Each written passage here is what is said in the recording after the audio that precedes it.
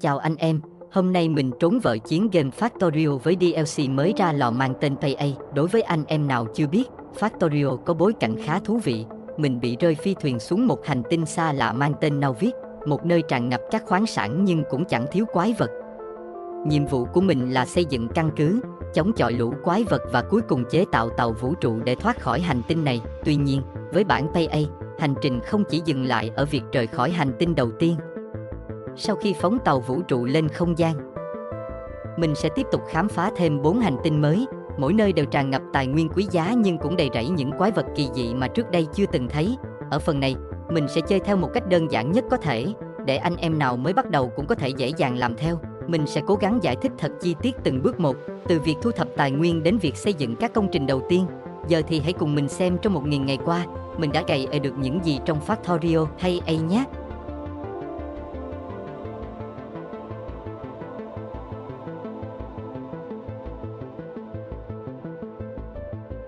Đầu game, mình sẽ để các thông số đều là mặc định nha. Ở đây mình có thể thấy các tài nguyên có trên các hành tinh. Giờ chưa biết các tài nguyên này để làm gì đâu. Ok, vào game nào. Mới vào game là mình đã bị rơi phi thuyền xuống một hành tinh giống trái đất có tên là Nauvis. Việc đầu tiên là mình lấy hết đồ trên phi thuyền xuống, chỉ có vài băng đạn và mấy tấm sắt, nhiều đây là đủ để mình khởi nghiệp rồi. Giờ mở bản đồ lên, xung quanh mình có mấy quặng khoáng sản nè, mấy quặng này có sản lượng vài trăm nghìn, dư sức cho mình sống sót lúc đầu. Lúc sau mình sẽ tìm các quặng to hơn. Ok, giờ mình đi chặt cây với đập vài cục đá tìm nguyên liệu, mình cần chế tạo ra lò đá để khai thác các quặng này.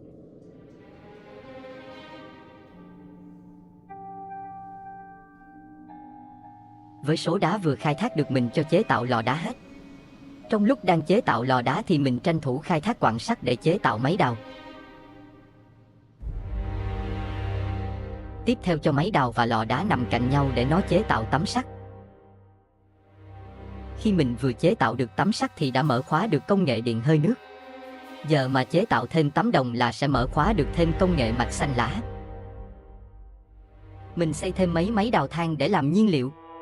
Rồi chạy xuống quặng đồng đặt máy đào với lò đá ở đây luôn. Tranh thủ dọn bớt cây cho đỡ vướng.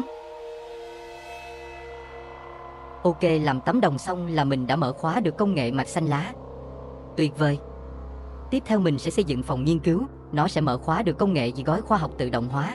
Mình gọi nó là bình đỏ nha. Lấy đủ tấm sắt với tấm đồng là mình đã lắp ráp xong phòng nghiên cứu, nhanh gọn lẹ. Giờ bình đỏ đã được mở khóa rồi. Tiếp theo mình sẽ xây điện hơi nước để vận hành phòng thí nghiệm. Kéo ống nước về gần mỏ than để lấy than cho nó nhanh, chỉ cần xây 2 nhà máy điện là đủ xài. Xong rồi đặt một phòng nghiên cứu ở đây. Mình sẽ cho nghiên cứu công nghệ súng máy trước để phòng thủ. Lũ bọ sẽ tấn công mình vì mình đang làm ô nhiễm đến chỗ bọn nó. Vùng màu đỏ là nhà máy mình gây ô nhiễm đó, nếu lan tới chỗ bọn bọ là bọn nó sẽ tấn công mình. Súng máy vừa nghiên cứu xong là mình cho chế tạo rồi đặt xung quanh căn cứ ngay và luôn. Như vậy là yên tâm xây căn cứ tiếp rồi. Mình cho xây máy chế tạo đạn dược cho súng máy, xây 4 cái là đủ xài nha. Cho tấm sắt vào thùng gỗ ở giữa là nhà máy hoạt động. Tiếp theo mình xây máy chế tạo bình đỏ cho phòng nghiên cứu. Bình đỏ cần tấm đồng và bánh răng để chế tạo, đặt 4 máy như thế này là được nha. Đơn giản, bây giờ thì mình có thể nghiên cứu hết công nghệ của bình đỏ, easy game. Mình xây thêm nhà máy chế tạo súng máy. Chút nữa mình sẽ cần rất nhiều súng máy và đạn dược để đi mở rộng lãnh thổ nhà anh em. Nên mình sẽ cho chế tạo phải hơn 200 cây súng máy và hơn 3.000 băng đạn. Giờ mình đã có công nghệ bình xanh lá, mình sẽ làm nhà máy chế tạo bình xanh lá kế bên khu nghiên cứu luôn. Làm bình xanh lá này hơi phức tạp, nhưng mình có cách xây nhà máy đơn giản như thế này, và nó sản xuất cho mình rất nhiều băng chuyền và tay máy dự trữ. Sau này sẽ cần 2 thứ này.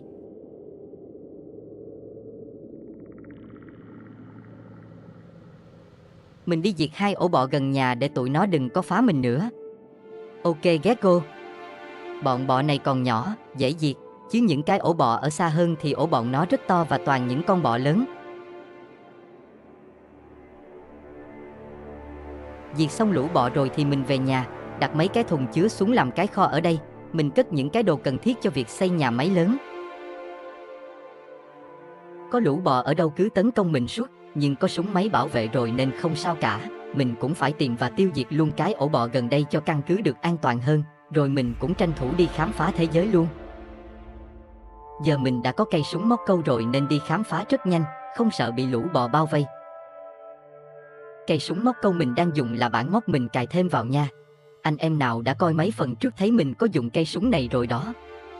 Nó giúp mình vượt địa hình rất dễ dàng, không sợ vướng cây, vướng núi, vướng hồ nước và nó giúp mình di chuyển rất nhanh, tiện lợi vô cùng. Sau một lúc khám phá thế giới thì mình đã tìm được nơi xây dựng nhà máy lớn. Ở đây có các quặng khoáng sản rất giàu, sản lượng hơn 7 triệu, khoảng cách giữa các quặng không xa nhau lắm, ok hoàn hảo. Từ căn cứ mà đi xuống đây cũng gần. Mình sẽ dọn dẹp lũ bọ xung quanh rồi dọn đồ xuống luôn, ở đây toàn lũ bọ lớn nha, bọn này máu trâu hơn bọn bọ ở gần nhà, nên súng máy xả muốn hết đạn mới diệt được, cũng may ban đầu sản xuất đạn nhiều nên giờ mới đủ đạn dọn dẹp lũ bọ. Lúc đi mình mang 217 cây súng máy và 3.100 băng đạn. Nhưng bây giờ chỉ còn 177 cây súng máy và khoảng 700 băng đạn. Tốn kém vô cùng.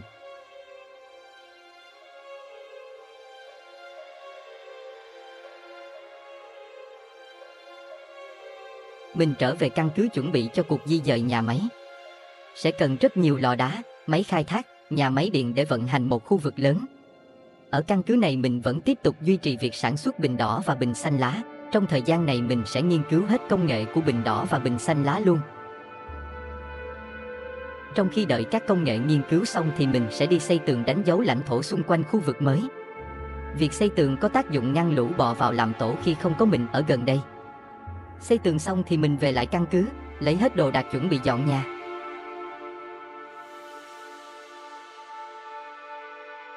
Ok, giờ mình thiết kế bản đồ cho anh em dễ theo dõi nha. Đây là vị trí các quặng mình cần khai thác nè, gồm quặng sắt, quặng đồng, mỏ than và mỏ đá. Đầu tiên là mình xây khu vực điện hơi nước ở đây, lấy mỏ than từ đây cấp cho khu vực điện hơi nước. Tiếp theo thì mình xây nhà máy luyện kim, nơi chế tạo tấm sắt, tấm đồng, thép và gạch. Mình sẽ cho một dãy các băng chuyền vận chuyển các vật liệu ra theo hướng này. Cái này mấy game thủ nước ngoài gọi nó là main bus. Chỗ này vướng cái hồ nước. Chút nữa mình sẽ lắp lại luôn. Bên trái main bus là khu vực mình xây các bình khoa học và khu nghiên cứu siêu to khổng lồ. Bên phải main bus thì mình xây kho dự trữ, hay còn gọi là môn, là khu sản xuất và cung cấp nguyên vật liệu cho khu nghiên cứu. Phía bên phải của kho dự trữ thì mình xây hệ thống nhà máy lọc dầu. Ở giữa nhà máy lọc dầu và kho dự trữ là mình xây bồn chứa các loại dầu. Cuối cùng, phía trên kho dự trữ thì mình xây khu vực phóng tàu vũ trụ. Mình minh họa trước như vậy cho anh em dễ theo dõi. Lần lượt, mình sẽ hướng dẫn anh em cách xây từng phần chi tiết theo cách đơn giản nhất. Mình sẽ xây nhà máy điện hơi nước trước tiên. Một máy bơm có thể cấp nước đủ cho 20 lò hơi, và 20 lò hơi thì cung cấp đủ cho 40 tua bin hơi nước. Anh em cứ theo công thức này mà xây. Mình lấy than ở dưới này cấp cho lò hơi. Mỏ than này có sản lượng 1,8 triệu, đủ xài tới khi có điện hạt nhân luôn, yên tâm. Giờ phải dọn cái đám rừng ở gần mỏ sắt để mình lấy chỗ làm nhà máy luyện kim. Mình lấy lựu đạn dọn cho nó nhanh. Lựu đạn này mình chế tạo trong lúc đi mở bản đồ, được 200 quả nhưng so với đám rừng cây ở đây thì chắc nhiêu đây không đủ.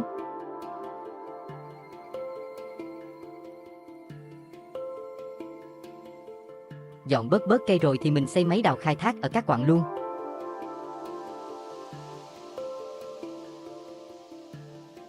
Mình đặt các băng chuyền hướng về chỗ nhà máy luyện kim hết, xây xong dàn máy đào thì mình sẽ đi băng chuyền về tới nhà máy luyện kim.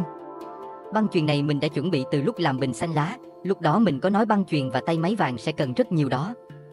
Bây giờ là lúc mình xài nè. Xài rất là nhiều nha, bao nhiêu cũng không đủ.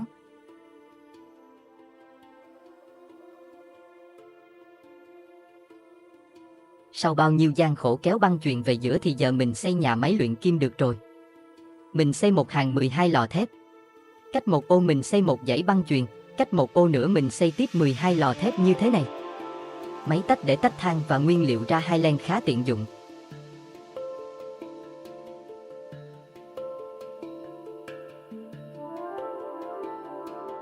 Xây xong một khu giờ mình copy mẫu qua kế bên, mình phải xây tổng cộng 6 khu giống vậy.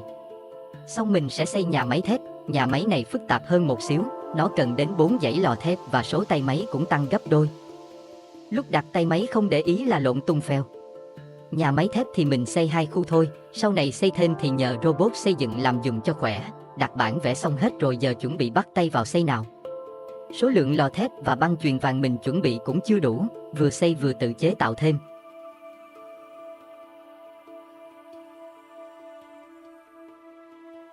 Thiếu nguyên liệu thì chạy về căn cứ cũ lấy thêm. Tới lúc đặt tay máy thì cẩn thận tí, mình thì muốn làm phải đều và đẹp nên phải canh kỹ từng cái tay máy. Bị OCG khổ lắm anh em ạ. Xây xong tay máy thì mình đặt cột điện, mình chọn loại cột điện vừa. Loại này gắn vào nhà máy luyện kim là hoàn hảo nhất, vừa đủ ô, vừa không bị lệch nhà máy. Cuối cùng cũng xong nhà máy luyện kim, khỏe rồi, giờ nối điện vào xem nhà máy hoạt động thôi. Ok, vậy là nhà máy luyện kim đã hoạt động, không có lỗi gì. Quá mừng luôn. Nhiệm vụ tiếp theo, xây dựng main box, là đầu ra của nhà máy luyện kim, cái này đơn giản thôi. Mình cho mỗi loại vật liệu ra 2 làn băng chuyền. Các loại vật liệu bao gồm tấm sắt, tấm đồng, thép, gạch, đá và than. Riêng đá thì mình cho đi 1 len băng chuyền thôi nha, vì không có sử dụng nhiều.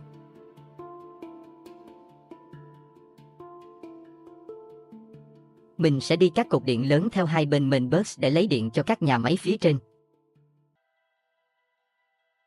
Nhà máy đầu tiên mình xây là nhà máy mạch xanh lá.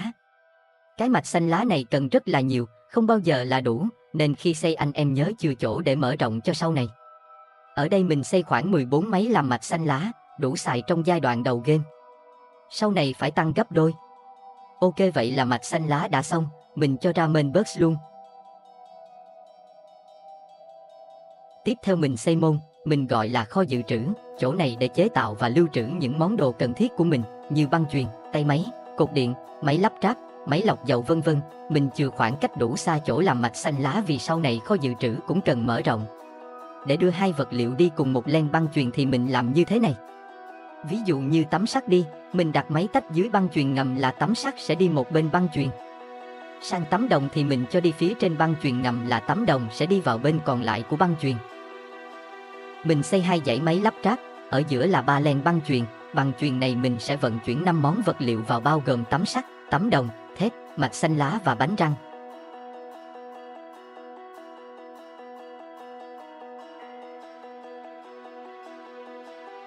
Có những món đồ như que sắt và dây đồng, 2 món này không phổ biến, mình để riêng 1 len băng chuyền phía ngoài để dành cho sản xuất cột điện vừa và lớn. Ở mỗi máy sản xuất, mình đặt 1 thùng chứa phía ngoài để chứa đồ vừa sản xuất được, nếu thiếu đồ thì quay lại đây lấy. Nên giới hạn mỗi thùng chứa là 5 ô để tránh lãng phí tài nguyên. Mình làm các máy sản xuất khác cũng tương tự nha. Ok, xong rồi thì mình ghi tên lại cho dễ tìm. Ghi chú lại chỗ mạch xanh lá luôn. Sang đối diện với nhà máy làm mạch xanh lá, mình xây nhà máy làm bánh răng. Tính không xây rồi nhưng nghĩ lại thấy chỗ nào cũng cần bánh răng nên mình làm luôn, dẫn ra main box cho nó đơn giản. Phía trên nhà máy bánh răng thì mình xây khu chế tạo bình đỏ thì đơn giản, cho tấm đồng và bánh răng vào là sản xuất được ngay. Xong nhà máy bình đỏ thì mình cho xây nhà máy bình xanh lá cần băng chuyền vàng và tay máy vàng, cũng đơn giản.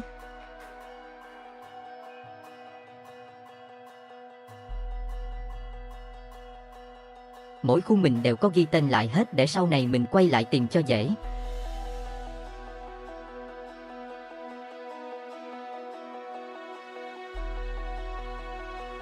Giờ đi lên lắp hồ nước, để có chỗ cho main box nối dài ra. Ok, tiếp tục xây nhà máy chế tạo bình đen. Mình xây phía trên bình xanh lá. Bình đen là bình phát triển quân sự, nó cần băng đạn đỏ, lựu đạn và tường thành. Mình sẽ dùng khu vực này làm kho đạn luôn. Xây xong mình đánh dấu lại để sau này đi tìm cho nhanh.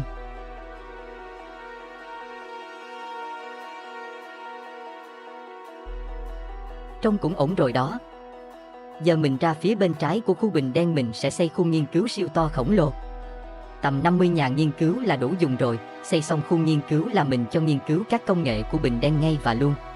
Nãy giờ lo xây nhà máy quên lo phòng thủ, mình bị bọn bọ tấn công thiệt hại hết mấy cây súng máy. Nhưng không sao, mình ráng cầm cự đến khi có robot xây dựng mình sẽ dựng hàng phòng thủ sau. Bước tiếp theo mình sẽ đi khai thác dầu.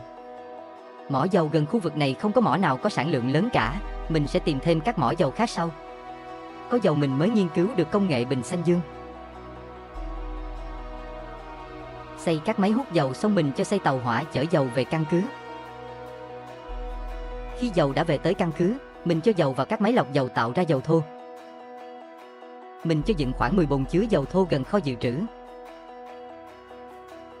Ok, có dầu thô rồi mình xây nhà máy làm mạch đỏ trước, vì mạch đỏ là nguyên liệu để tạo ra bình xanh dương và mạch đỏ cần rất nhiều trong việc chế tạo các đồ dùng sau này. Mình cho xây khu mạch đỏ phía trên kho dự trữ, mình cho xây dựng 32 nhà máy mạch đỏ, thấy nhiều vậy chứ lúc sau có khi lại không đủ dùng đó nha. Xây xong nhà máy mạch đỏ, mình qua đây làm nơi chế tạo bình xanh dương. Bình xanh dương nó cần động cơ, lưu huỳnh và mạch đỏ. Vậy là trong chớp mắt bình xanh dương đã ra lò. À không, đã vào lò mới đúng. Có bình xanh dương rồi việc mình ưu tiên làm bây giờ là chế tạo robot xây dựng. Tin mình đi, có robot xây dựng là game trở nên dễ dàng hơn. Giờ mình khai thác thêm mỏ dầu khác, sản lượng chỉ có 1431%, như vậy là quá ít, chắc đủ cầm cự đến lúc phóng tên lửa thôi, nhưng thôi méo mó có hơn không? Trong nháy mắt mình đã xây xong tàu hỏa đưa dầu về căn cứ.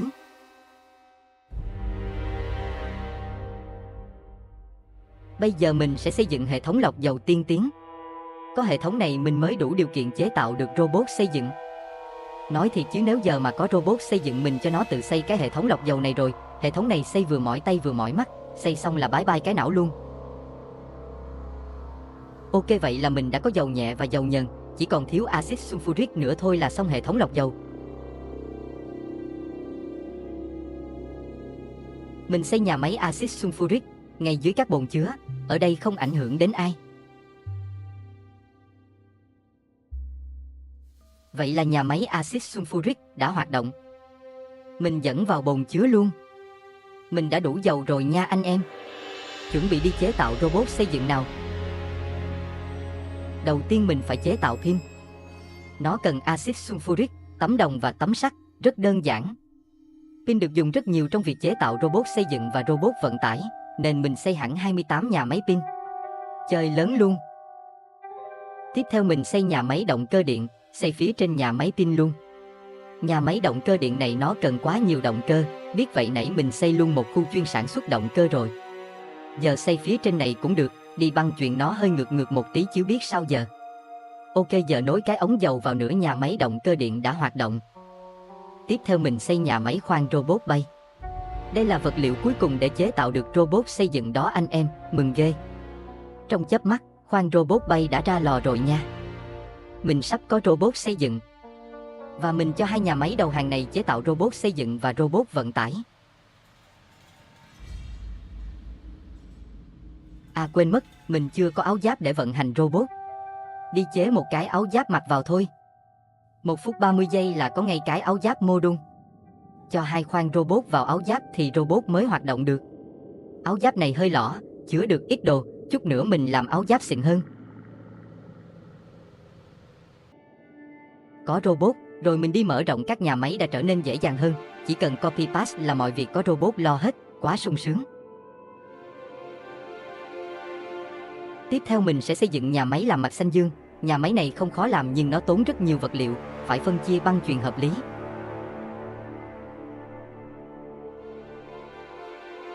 Mình sẽ cho băng chuyền đưa mạch xanh lá vào và một băng chuyền mạch đỏ, chắc vậy là ổn. Sau khi có mạch xanh dương, mình có thể chế tạo được áo giáp xịn hơn rồi. Áo giáp mới cho mình giao diện cũng xịn hơn, chứa được nhiều đồ hơn. Đến lúc chia tay cái áo giáp lõ kia rồi. Mình qua phía trên bình xanh dương dọn dẹp cây cỏ đá sỏi, chuẩn bị xây nhà máy bình vàng. Bình vàng cần vật liệu gồm mạch xanh dương, kết cấu siêu nhẹ và khoang robot. Mạch xanh dương và khoang robot mình có rồi, chỉ thiếu kết cấu siêu nhẹ nữa là đủ. Để nối các băng chuyền lại xong rồi mình đi xây nhà máy sản xuất kết cấu siêu nhẹ.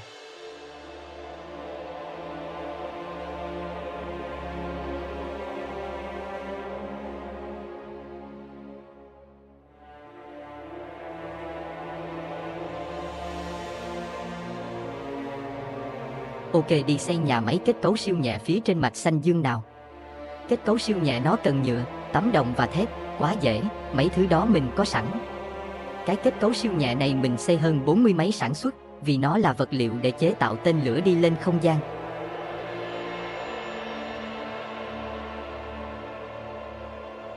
Đây là nhà máy sản xuất xi măng của mình, nãy lo xây mà quên bấm ghi hình. Xi măng dùng rất là nhiều trong việc chế tạo bệ phóng tên lửa và để lát sàn nhà máy. Nên cần dự trữ nhiều nha. Sau khi đưa kết cấu siêu nhẹ vào nhà máy bình vàng thì bây giờ bình vàng đã ra lò và đi đến khu nghiên cứu.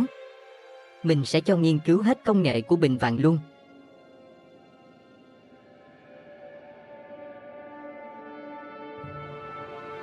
Để ghi tên lại các nhà máy cho dễ nhìn, bây giờ nhà máy nó cũng khá lớn rồi, đi tìm vật liệu cũng khổ sở hơn.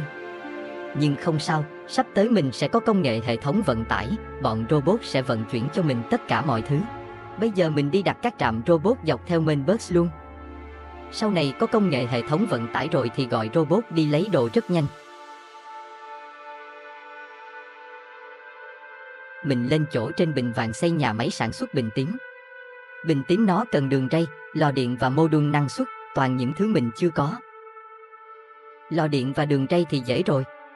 Còn mô đun năng suất mình sẽ xây riêng một khu vì sau này dùng rất nhiều. Mình xây khu mô đun phía bên trên này luôn nhưng chưa khoảng cách rất rộng để sau này mở rộng khu mô đun ra, mô đun năng suất sản xuất được, mình dẫn về nhà máy bình tím luôn. Và bình tím đã ra lò và được vận chuyển xuống khu nghiên cứu. Ok, như vậy là mình đã làm xong trọn bộ 6 khu nhà máy chế tạo bình khoa học trên hành tinh Nauvis. Bây giờ chỉ còn mỗi việc chế tạo tên lửa đi lên không gian thôi. Trước tiên phải làm nhà máy sản xuất nhiên liệu tên lửa trước đã. Nhiên liệu tên lửa là loại nhiên liệu không chỉ sử dụng cho tên lửa mà còn có thể sử dụng cho các thiết bị khác như đầu máy xe lửa, xe tăng, nhện máy vân vân.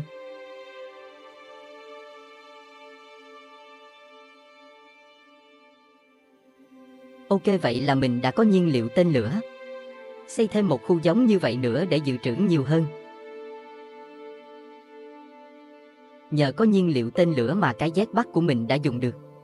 Jetpack là cái thiết bị bay vượt mọi địa hình, di chuyển nhanh hơn. Jetpack và súng móc câu là hai bản móc mình thích nhất. Nãy giờ bọn bọ cứ quấy rối mình liên tục để làm lại hàng phòng thủ trước khi lên không gian cho nó yên tâm.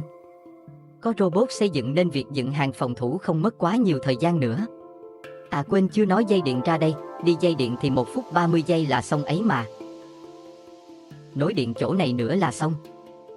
Gì vậy trời, xe lửa tông chết nữa, móa nó. Hồi sinh về lại căn cứ cũ, hay đấy, được tập thể dục luôn, cái xe lửa khốn nạn. Ở bản PA này, game nó đã chỉ vị trí cái xác của mình rồi nè anh em, đỡ mất thời gian đi tìm.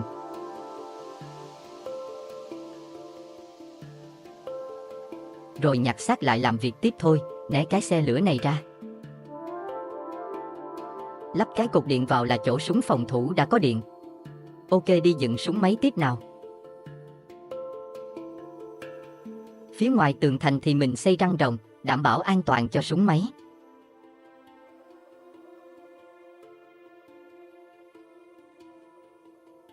Các hàng súng máy khác mình cũng xây tương tự luôn. Cứ thế mình dựng hàng rào phòng thủ bao quanh căn cứ, dù tốn kém rất nhiều đạn dược và súng máy nhưng như vậy mới yên tâm mà đi lên không gian được. Chứ nghĩ tới cảnh đang lơ lửng trên không gian mà bọn bọ phá banh nhà máy thì chắc là game over luôn.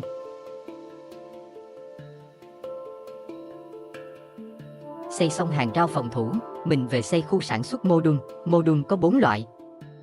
Mỗi loại có 3 cấp độ, thế nên lúc nãy xây mô đun năng suất mình đã chừa ra khoảng trống rất rộng, là để chuẩn bị cho việc mở rộng này nè. Mỗi mô đun chỉ cần 2 máy sản xuất là được, riêng mô đun năng suất mình sử dụng nhiều nên mình xây hẳn 12 máy.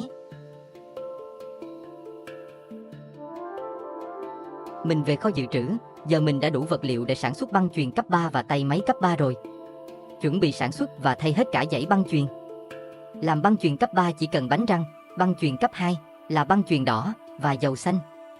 Mình có đủ hết. Mình cho sản xuất luôn cả băng chuyền ngầm cấp 3 và máy tách cấp 3 luôn cho nó đồng bộ. Xây phía trên chỗ băng chuyền cấp 2 là ok nhất, mình đã chừa sẵn khoảng trống ngay từ đầu rồi. Đưa các vật liệu vào đây cũng dễ nên chỉ trong 1 phút 30 giây là mình đã sản xuất được băng chuyền cấp 3, còn tay máy cấp 3 thì mình cho nằm ở đây. Ok, chuẩn bị cho công cuộc chinh phục không gian nào.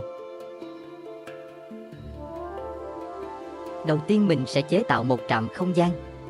Tạm thời mình xây nhà máy như vậy, trạm không gian bây giờ chỉ cần một cái là đủ rồi. Nó cần đất không gian, mạch xanh dương và thép để chế tạo, tốn kém nha. Tiếp theo mình cho đặt một trạm nhận đồ từ không gian gửi về, gọi là bãi đáp hàng hóa. Mình xây gần khu nghiên cứu vì mình sẽ cho gửi các bệnh khoa học về đây, rồi cho vào khu nghiên cứu luôn, rất tiện lợi. Nhà này cũng chỉ xây có một nhà. Mình cho xây bệ phóng tên lửa, bệ phóng này mình xây 2 nhà là đủ xài. Rồi mình cho các vật liệu vào để chế tạo tên lửa gồm nhiên liệu tên lửa, mạch xanh dương và kết cấu siêu nhẹ. Mình lắp cho mỗi bệ phóng 4 cái mô đun năng suất cho đỡ tốn vật liệu, mình lấy một trạm không gian cho vào tên lửa. Khi tên lửa sẵn sàng mình sẽ cho trạm không gian bay vào vũ trụ cùng với tên lửa luôn. Ok, chuẩn bị bay nào. Đặt tên trạm không gian là OneTix nha, vì nó có đúng một mẫu, hợp lý. Và tên lửa đã bắt đầu đưa trạm không gian vào vũ trụ.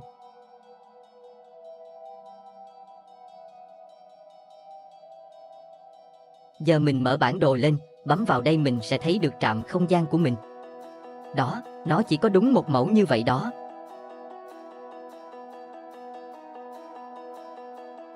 Bây giờ mình mở rộng ra nào. Mở được một tí đã hết đất. Không sao, chút nữa mình làm tiếp. Ở mặt đất mình xây thêm nhà máy làm đất không gian, có bao nhiêu thì gửi bấy nhiêu lên trên đấy. Trong lúc này mình đã chế tạo được áo giáp xịn sò hơn, đó là áo giáp năng lượng MK2. Áo giáp này chứa được rất nhiều đồ, đặt được thêm trạm robot cá nhân, gắn thêm jetpack và khiên năng lượng, gần như là bất tử khi chiến đấu với bọn bọ. Trở lại không gian, sau khi gửi một ít đồ đạc lên mình có thể xây được máy gấp thiên thạch và máy nghiền thiên thạch. Đây là món đồ hữu ích nhất trên trạm không gian.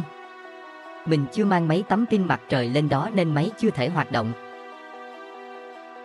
Sau 49 lần gửi đồ từ mặt đất lên, mình đã mở rộng diện tích của trạm không gian. Mình cho chế tạo bình trắng trên đây và gửi xuống mặt đất. Vì nguyên liệu chế tạo bình trắng là nó cần thiên thạch carbon với thiên thạch băng, do ở trên không gian không thể xây thùng chứa nên phải cho băng chuyền chạy lòng vòng như vậy nè. Khi bình trắng sản xuất xong, sẽ được gửi xuống mặt đất và bãi đáp hàng hóa, và từ bãi đáp hàng hóa nó sẽ được vận chuyển sang khu nghiên cứu. Có bình trắng, mình đã có thể nghiên cứu công nghệ hệ thống vận tải. Đây là công nghệ tốt nhất của game đó. Trở lại không gian, mình đã biến trạm không gian thành một con bọ quá là cute, thế mà vợ mình nói đây là con gián, có thấy giống con gián đâu. Mình lắp đặt 3 cái phản lực ở đuôi con bọ, phản lực này sẽ giúp mình bay đến các hành tinh khác. Nghĩ lại thì, gián biết bay cũng lợi hại lắm đó.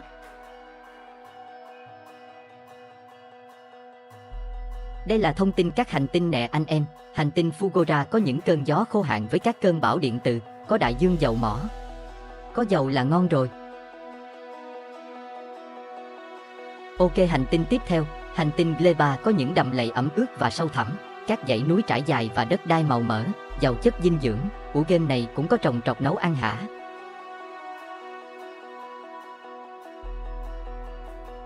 Rồi hành tinh cuối cùng, hành tinh Vulcanus, nghe tên là biết hành tinh này toàn núi lửa rồi, có rất nhiều kim loại nữa nè, có vẻ hứa hẹn đây. Ok, nhưng trước khi đi mình phải chuẩn bị đã. Mình trang bị thêm súng laser trên phi thuyền để tránh va vào thiên thạch.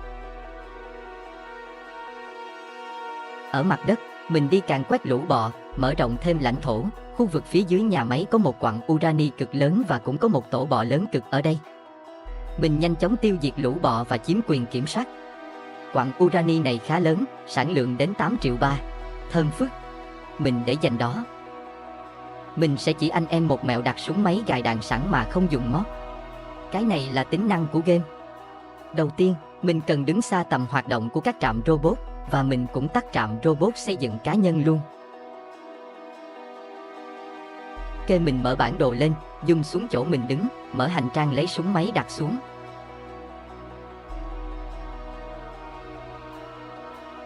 Rồi bấm vào súng máy.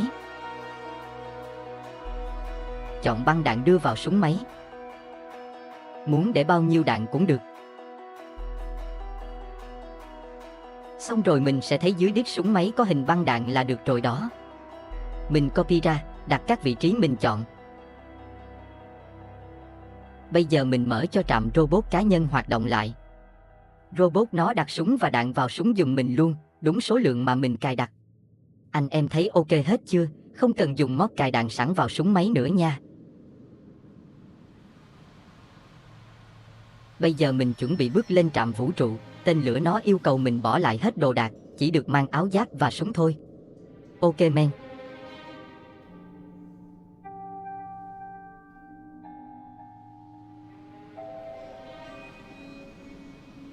Ủa bỏ hết đồ rồi vẫn không được à, kỳ vậy. Mình còn cây súng móc câu, quên. Súng móc câu cũng không được mang lên. À được rồi nè. Ok get go.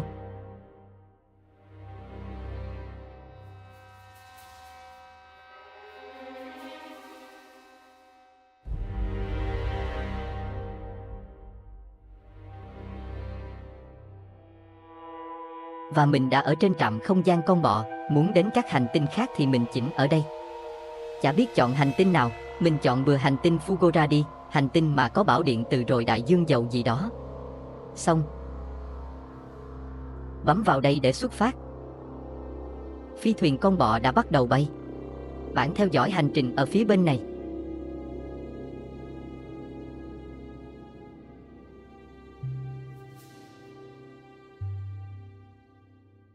Hành trình cũng khá suôn sẻ, có điều súng laser nó xài hết điện nhanh quá, làm mình phải dừng tàu lại mấy lần để sạc điện. Suôn sẻ được lúc đầu thôi chứ con bọ của mình bắt đầu tông vào thiên thạch, gãy đầu gãy chân tùm lum rồi. Cứ bay được tí là phải dừng lại vì hết điện, thôi thì chậm mà còn mạng cũng được. Cái chỗ này nhiều thiên thạch vậy, cái phi thuyền banh ta lông luôn quá. Cuối cùng cũng đã đến nơi, mừng vãi. Ok hạ cánh nha bà con, hồi hộp quá, không biết hành tinh mới có thứ gì đây.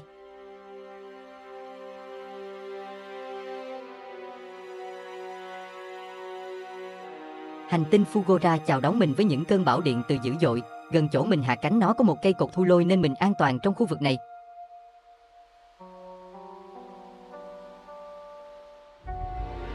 Ở phi thuyền con bọ, mình cho gửi tất cả đồ đạc xuống nơi hạ cánh. Gồm những món đồ cần thiết như tấm sắt, tấm đồng, mạch xanh lá, mạch đỏ và quan trọng nhất là phải có robot xây dựng, các món đồ nó sẽ hạ cánh ngay nơi mình vừa hạ cánh luôn.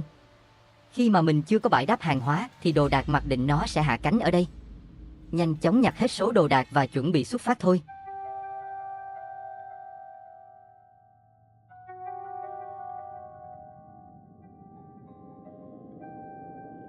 Mình bật jetpack bay đi cho nhanh. Mình nhắm hướng Tây Nam mà đi.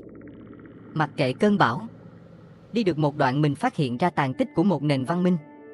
Đây là một thị trấn nhỏ, ở giữa là cái lỗ to tướng hình như là một cái quặng, xung quanh là những cái tháp tròn trịa và các trụ thu lôi bảo vệ, không có sự sống ở đây, nơi này bị bỏ hoang lâu rồi.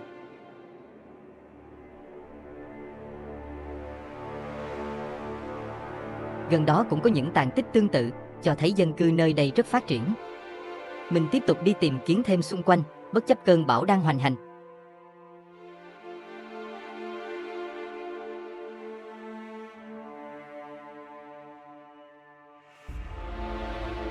Và mình dừng chân ở một thị trấn.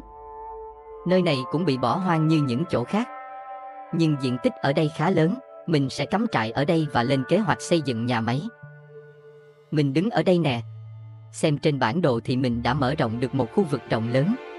Mở bảng công nghệ lên, mình sẽ thấy được những công nghệ mình cần nghiên cứu ở hành tinh này. Đầu tiên là công nghệ máy tái chế. Máy này sẽ giúp mình khai thác khoáng sản có trên hành tinh này, đó chính là phế liệu.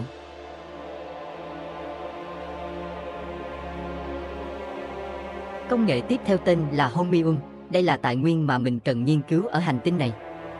Cũng là lý do mình đến hành tinh này. Kế tiếp, mình sẽ nghiên cứu công nghệ nhà máy nam châm điện. Nhà máy này sẽ dùng Homium để tạo ra các vật phẩm mới, chế tạo được những món đồ mới.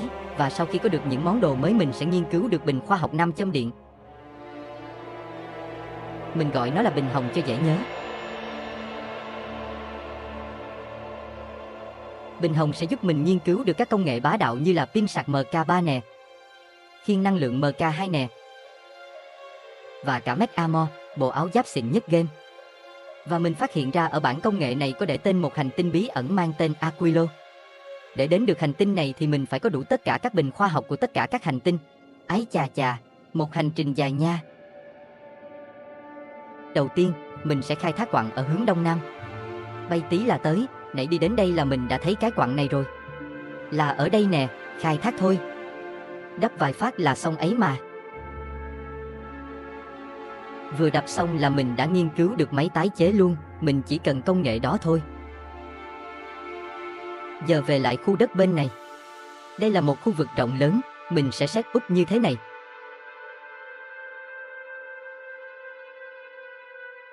Mấy cái chấm trắng trắng này là khu khoáng sản mình cần khai thác, bên trái mình sẽ cho xây khu nhà máy tái chế.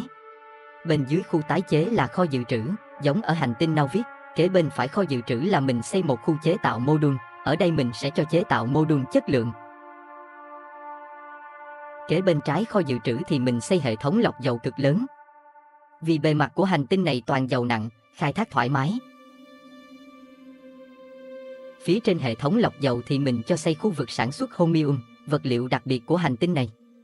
Khu vực holmium này cần để gần hệ thống lọc dầu vì nó sẽ cần các loại dầu để sản xuất. Và cuối cùng là khu phóng tên lửa để rời khỏi hành tinh này. Anh em thấy ok chưa? À quên chưa ok, mình phải xây một khu cấp điện rộng lớn nữa.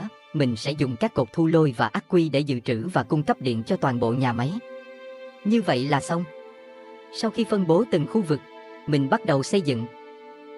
Khu vực cấp điện mình sẽ xây như thế này, chỉ cần cho dựng các cột thu lôi đặt kế các ắc quy là mình sẽ thu được điện và tích trữ điện từ những cơn bão sấm sét. Rất đơn giản. Giờ mình sẽ đi khai thác khoáng sản là các bãi phế liệu. Chỉ cần đặt máy đào và lắp băng chuyền là được. Mình sẽ cho băng chuyền hướng về một hướng ngay giữa, là chỗ mình chuẩn bị xây khu vực tái chế, và đây là khu vực nhà máy tái chế. Để mình nói sơ qua cái loại khoáng sản mang tên phế liệu cho anh em dễ hiểu. Cái phế liệu này nó sẽ cho ra 12 loại vật liệu khi được đưa vào máy tái chế. Như mạch xanh dương nè, mạch đỏ nè, pin nè, kết cấu siêu nhẹ nè vân vân. Trong các loại vật liệu thì nó có cả quặng holmium, là tài nguyên đặc biệt của hành tinh Fulgura, và đương nhiên 12 loại vật liệu mà đi lên một băng chuyền thì nó sẽ như thế này. Nhìn muốn bệnh luôn.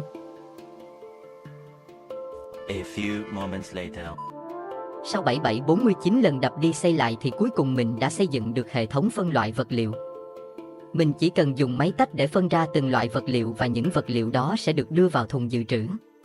Quá là đơn giản. Trong các thùng dự trữ, mình cũng cho phân chia chất lượng vật liệu luôn. Bây giờ mỗi món đồ sẽ có 5 cấp độ từ loại bình thường cho đến loại huyền thoại. Muốn có đồ chất lượng thì mình phải cài đặt module chất lượng vào máy tái chế. Cái này chút nữa mình sẽ làm. Ok, như vậy là mình đã xây xong khu vực nhà máy tái chế. Bây giờ mình sẽ xây dựng kho dự trữ. Cái này làm giống kho dự trữ ở Nauvis. Kho dự trữ này mình sẽ cho sản xuất băng chuyền, tay máy, máy lắp ráp, máy lọc dầu vân vân. Mình sẽ đi hút dầu vào bể chứa để dự trữ. Hành tinh này ngập dầu nặng nha. Xài thoải mái, dầu nặng thường thì chỉ dùng để chuyển đổi qua dầu nhẹ và dầu nhờn. Nên mình xây sẵn các bồn chứa luôn. 1 phút 30 giây trôi qua và mình đã xây xong các nhà máy chuyển đổi từ dầu nặng sang dầu nhẹ và dầu nhờn. Những nhà máy này có mẫu ở Nauvis rồi nên mình chỉ copy và cho bọn robot xây một tí là xong. Mình cho xây đường ray xe lửa đi lấy phế liệu ở xa về. Cái nguồn phế liệu gần nhà đã gần cạn rồi. Do địa chất của hành tinh toàn dầu nặng cho nên mình phải xây hệ thống đường sắt trên không để vượt qua địa hình hiểm trở này.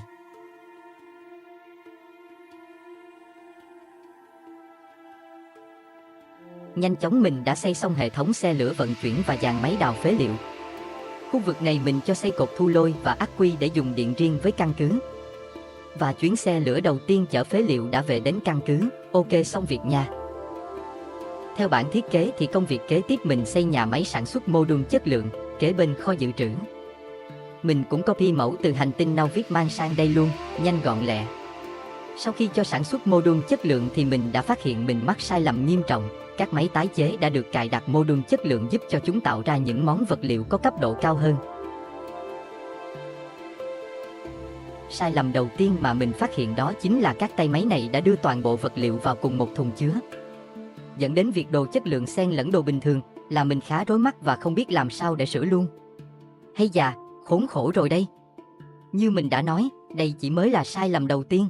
Tạm thời chưa có cách để sửa, mình cho xây khu vực tái chế thứ hai kế bên và dùng khu thứ hai để sửa chứ khu thứ nhất nó lộn xộn quá.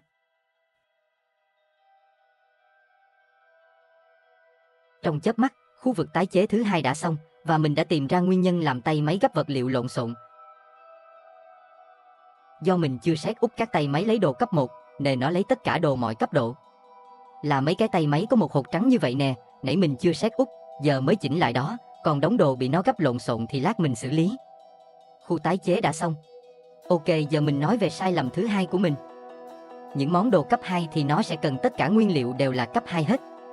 Để sản xuất được nguyên liệu cấp 2 mất nhiều phế liệu hơn, mất nhiều thời gian hơn. Và không thể dùng đồ cấp 1 thay thế được.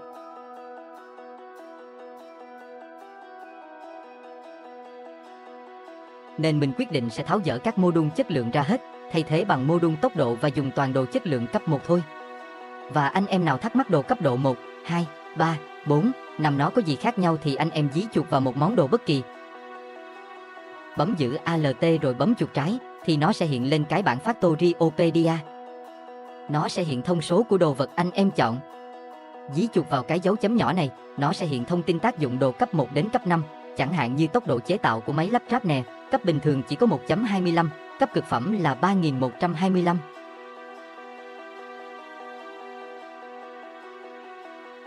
Mỗi món đồ sẽ khác nhau, như áo giáp nè, cấp bình thường túi đồ có 30, cấp cực phẩm túi đồ 75. Wow, hơi bị bá đạo. Anh em thấy ok hết chưa? Mình xây nhà máy tiếp, bỏ cái vụ đồ chất lượng này qua một bên nha. Tiếp theo mình xây nhà máy làm dung dịch Homium, nguyên liệu chỉ cần quặng Homium. Đá và nước, toàn những thứ mình có sẵn. Quá dễ. Mình cho robot vận chuyển vật liệu đến chứ không cần xây băng chuyền nối dài. Mình cho xây thêm một khu kế bên nữa để sản xuất cho nhiều.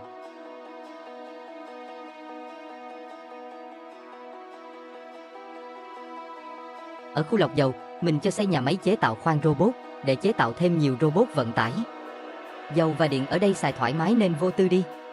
Ok, nhà máy sản xuất robot đã hoạt động trơn tru. Mình trở lại khu vực làm dung dịch Homium, mình cho xây dựng nhà máy làm tấm Homium. Tấm Homium thì chỉ cần dung dịch Homium là làm được rồi, khá đơn giản. Mình cho xây khoảng 4 khu giống như vậy luôn. À mà hình như xây 4 khu thì hơi quá, vì quặng Homium khá hiếm. Sẽ có nhiều nhà máy không hoạt động vì thiếu nguyên liệu, nên mình gỡ bỏ 2 khu. Tiếp theo mình cho đặt 4 máy sản xuất nhà máy điện từ. Đây là nhà máy mới, giúp mình nghiên cứu được các công nghệ tiếp theo, cho chế tạo khoảng 50 máy là đủ xài rồi. Có nhà máy điện từ rồi thì mình cho đặt nhà máy đó cho nó chế tạo hợp chất siêu dẫn. Công thức làm hợp chất siêu dẫn gồm có đồng tấm nè, nhựa nè, tấm Homium nè và dầu nhẹ. Ok, mấy nguyên liệu này mình có hết rồi. Chỉ cần đưa đầy đủ vào nhà máy là sản xuất, 1 phút 30 giây là xong. Mình đi sang phía bên trái, xây khu nhà máy tiếp theo để sản xuất chất điện li. Nguyên liệu cần có đá nè, dầu nặng nè và dung dịch Homium. Không có việc gì khó, chỉ sợ đồ không nhiều. Sau khi nối các ống dầu vào thì nhà máy điện phân đã hoạt động.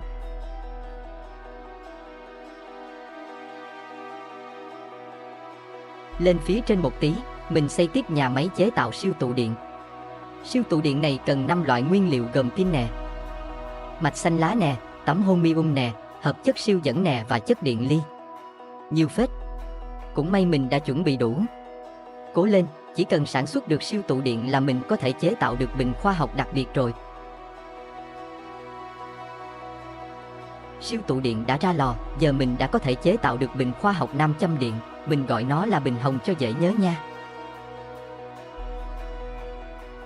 Bình hồng sẽ cần 4 loại nguyên liệu gồm siêu tụ điện nè, ắc quy nè, chất điện li và dung dịch Homium.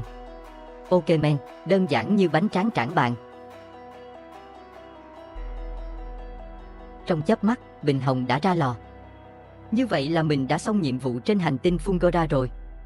Mình phải đem bình hồng về lại Novik để cho nghiên cứu các công nghệ mới. Giờ mình chuẩn bị xây dựng khu vực phóng tên lửa. Trong chớp mắt, khu vực phóng tên lửa đã hoàn thành. Ok, giờ mình sẽ lên phi thuyền con bọ. À làm gì còn phi thuyền con bọ nữa, lúc mình đang ngồi xây nhà máy Homium thì phi thuyền con bọ nó bị thiên thạch đâm banh xác rồi. Mình phải cho xây dựng lại một chiếc phi thuyền khác đẹp hơn. Đây phi thuyền mới của mình đây. Nice. Và đồ đạc mình đã đem lên phi thuyền hết rồi.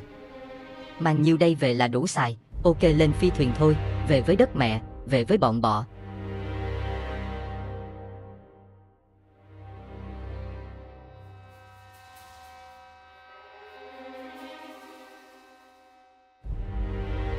Chọn hành tinh Nauvik và cho tàu khởi hành nào. Phi thuyền này mình đã chuẩn bị nhiều súng laser hơn phi thuyền con bọ, nên khi bay qua vùng nhiều thiên thạch cũng không bị thiệt hại nhiều.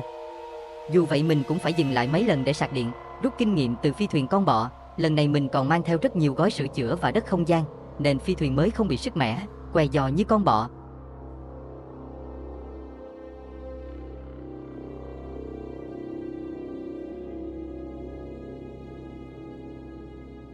Ok, đến nơi rồi. Hạ cánh nào.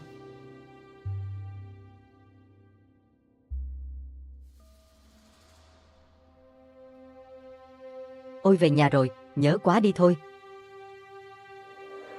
Được rồi, bốc hàng từ phi thuyền xuống thôi, còn chờ gì nữa.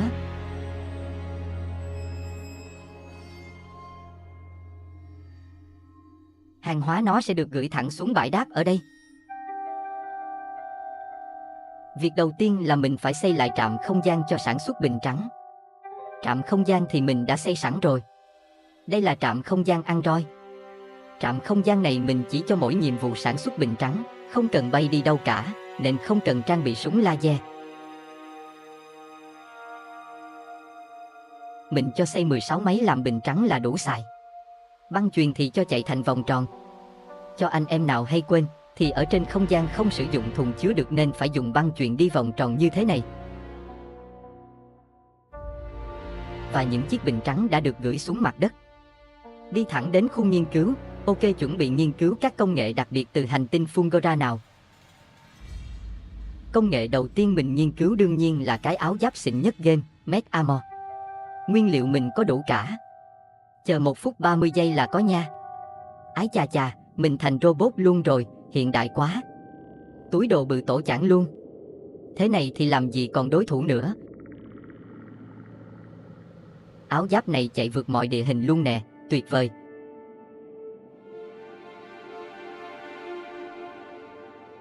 Khoan để thử cái này coi bộ giáp này gặp xe lửa nó làm sao. Rồi xe lửa sắp tới nè. Hay da, nhảy qua khỏi xe lửa luôn. Vậy không còn lo chết nhảm nữa. Về căn cứ, mình cho dựng một kho vũ khí, mình cho chế tạo các robot chiến đấu số lượng lớn, và một kho đạn pháo khổng lồ. Đương nhiên là có cả xe tăng nữa. Trong lúc mình không có nhà, bọn bọ đã bao vây căn cứ của mình. Bọn nó đã chiếm lại cái quặng urani lớn cực ở đây và mình sẽ đi càn quét hết bọn nó ngay bây giờ. Ok, chiến nào. Trước tiên thả robot chiến đấu ra trước đã, mình có thể thả tổng cộng 75 con. Nhưng với số lượng bọ nhiều như vậy thì robot bắn cũng không xuể.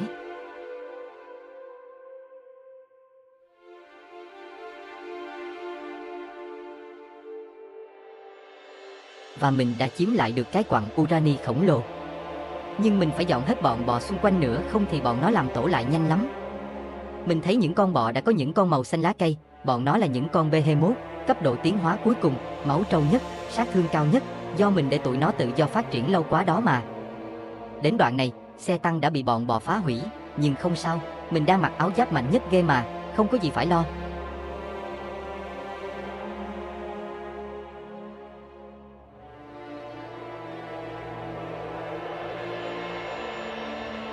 Sau khi diệt hết bọn bọ trong khu vực, mình cho xây tường thành rào lại hết. 1 phút 30 giây sau, mình đã xây xong tường rào đánh dấu lãnh thổ. Và mình đã đặt máy khoan khai thác quặng urani khổng lồ vừa chiếm lại được. Có urani mình cho xe lửa chở về căn cứ để sản xuất.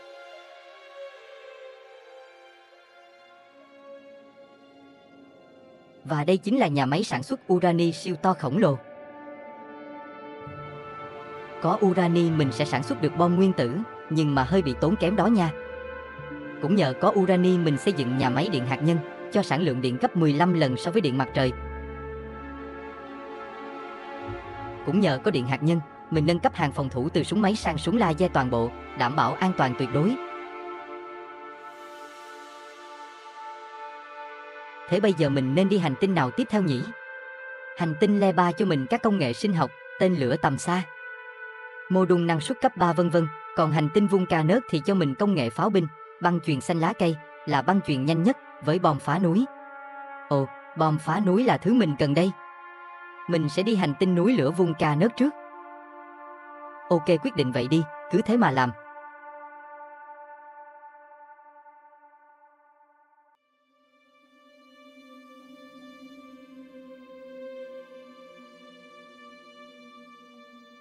Phi thuyền đưa mình từ Nauvis đến Vulcanus không gặp quá nhiều khó khăn. Do hành tinh này ở gần mặt trời nên những tấm pin năng lượng của tàu vũ trụ cho năng suất rất cao. Mình không cần phải dừng lại quá nhiều vì hết điện.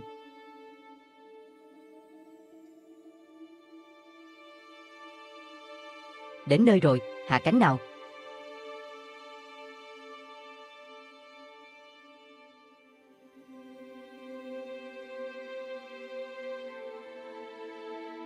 Hành tinh này nóng quá.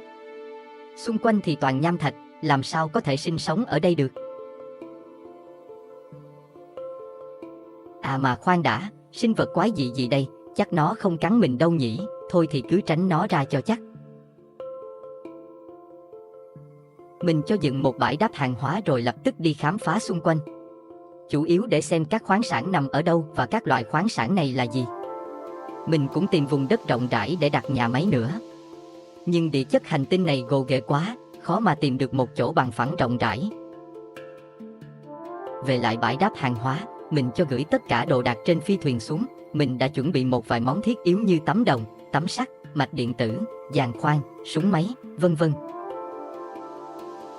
Mở bản đồ xem các nơi mình vừa khám phá nè, một màu đỏ chói. Mới nhìn thì thấy khá rối.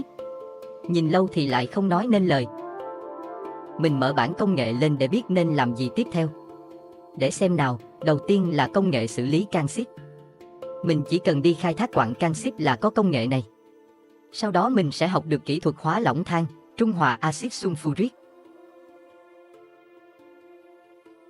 Tiếp theo sẽ là công nghệ xử lý tungsten, một quặng kim loại quý hiếm. Ok, vào việc luôn, giờ mình mở bản đồ lên xem. Có 3 quặng gần chỗ mình, gồm mỏ than nè, axit sulfuric nè, và mỏ canxit. Cái vùng màu đỏ thì mình không có xây dựng được nha. Đó là lãnh thổ của bọn trùng chỉ. Mình sẽ đi dọn dẹp xung quanh trước. Đây là cây khô, dọn cây khô mình sẽ thu hoạch được carbon. Dọn cục đá núi lửa này thì mình thu được quặng sắt, quặng đồng, đá và cái cục màu tím này là tungsten, tài nguyên đặc biệt của hành tinh Vulcanus. Dùng robot dọn cho lẹ, vừa thu hoạch tungsten là mình nghiên cứu được công nghệ tungsten carbide, là vật liệu dùng để chế tạo bình khoa học trên hành tinh này. Bình khoa học đó là gì? Chút nữa anh em sẽ biết, cứ thế mình đi dọn dẹp xung quanh cho bằng sạch đá núi lửa và cây khô đi. Hay ở đây có một con trùng chỉ nè, tốt nhất là tránh xa con vật đó ra, mình đi thu hoạch tiếp.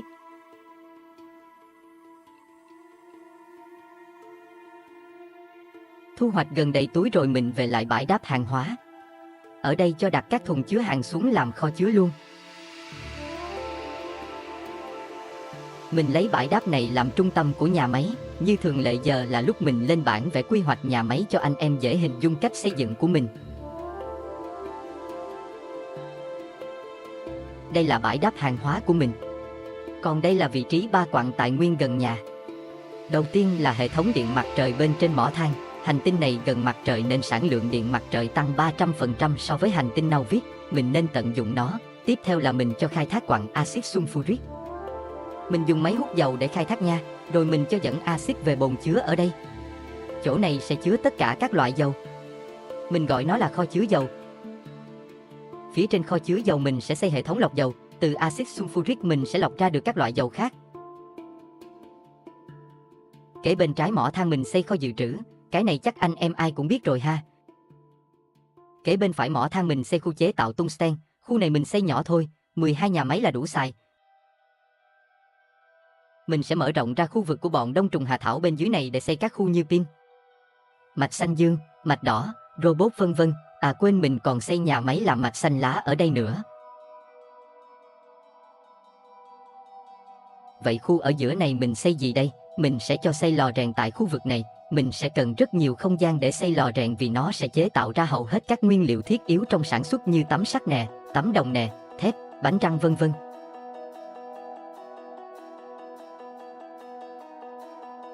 Sau khi xây xong lò rèn, là mình có thể chế tạo được tấm tungsten và bình khoa học của hành tinh này, đó là gói khoa học luyện kim, mình gọi nó là bình cam. Có bình cam rồi thì nghĩa là nhiệm vụ của mình trên hành tinh Vulcanus đã xong. Mình sẽ xây bệ phóng tên lửa ở đây, để rời khỏi hành tinh này, anh em thấy ok chưa? Bây giờ xây đến đâu thì mình sẽ hướng dẫn đến đó nha. Việc đầu tiên, mình xây khu vực điện mặt trời, mình mang theo tấm pin và ắc quy từ Nauvis đến đây để xây dựng. Có bao nhiêu thì xây hết bấy nhiêu, tiếp theo mình cho đặt các máy khai thác ở quặng axit sulfuric. Xây giống như khai thác dầu, lúc này mình phát hiện mình đem thiếu rất nhiều đồ đạc cần thiết nên phải cho phi thuyền bay về lại Nauvis lấy đồ. Ở Nauvis bọn robot đã giúp mình đưa hàng hóa lên tên lửa. Khi phi thuyền vừa cập bến là mình cho tên lửa ship hỏa tốc lên ngay.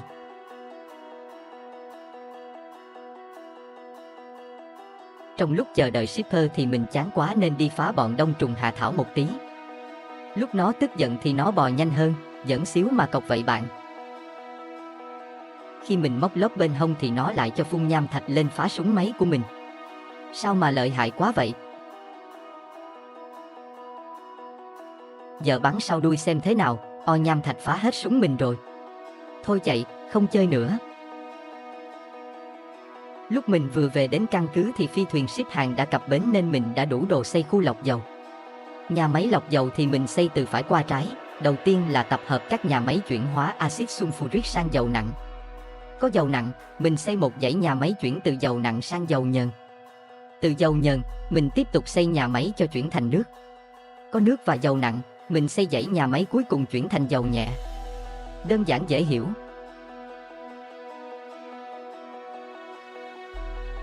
Dưới đây là các bồn chứa dầu, mỗi loại dầu mình xây 10 bồn chứa là dư xài. Kế tiếp mình cho xây khu nhà máy sản xuất tungsten. Đây là vật liệu đặc biệt của hành tinh Vulcanus. Nó là cái cục tam giác này nè. Nguyên liệu chế tạo cũng đơn giản, nó cần carbon nè, quặng tungsten và axit sulfuric. Quặng tungsten lúc đầu mình đi dọn mấy cục đá núi lửa nó có rồi đó. Nhà máy thì mình sẽ xây máy chế tạo carbon trước, từ máy carbon sẽ đưa ra máy tungsten. Trở lại khu lọc dầu, mình xây 2 máy chế tạo lò rèn ở phía dưới nhà máy dầu nhờn. Nguyên liệu gồm thép, mạch xanh lá, tungsten, xi măng tinh chế và dầu nhờn. Lò rèn sẽ giúp mình chế tạo rất nhiều công thức mới. Có lò rèn rồi mình cho xây dựng phía trên khu lọc dầu. Lò rèn này nó sẽ cho ra sản phẩm sắt nóng chảy. Công thức khá đơn giản, chỉ cần canxit và dung nham thì đầy. Mình lấy 2 máy bơm lên xài thoải mái. Ngoài sắt nóng chảy, mình còn làm đồng nóng chảy nữa. Sắt nóng chảy sẽ chế tạo ra tấm sắt và thép. Còn đồng nóng chảy chế tạo ra tấm đồng. Trong chớp mắt mình đã xây thêm các lò rèn chế tạo tấm sắt, tấm đồng và thép. Lò rèn sản xuất nhanh gấp đôi so với lò điện.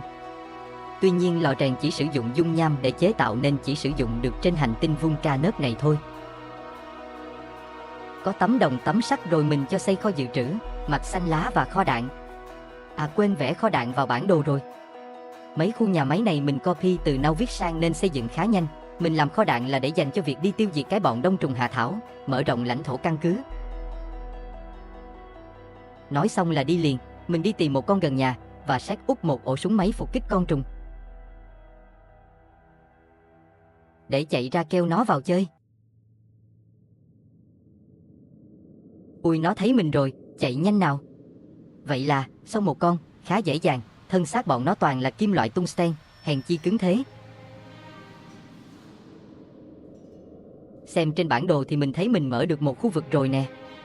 Diệt được con nào là mình chiếm lãnh thổ của bọn nó luôn. Thì ra là vậy. Đi tìm thêm vài con nữa xem nào. Đây rồi, set úp súng máy, dụ nó vào. Ok, cảm ơn cưng đã nhường lãnh thổ. Cứ thế mình cứ đi xa thêm để mở rộng lãnh thổ.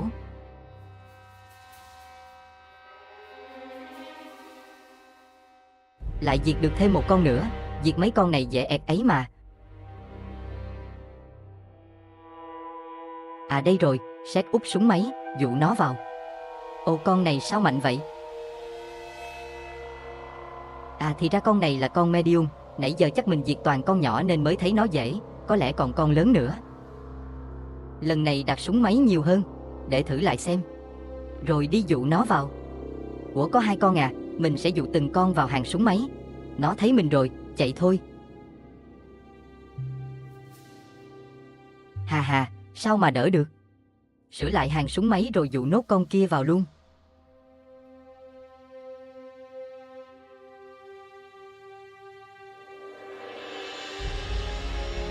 Ok, lãnh thổ đã thuộc về mình. Bây giờ mình sẽ đi tìm con to hơn nữa.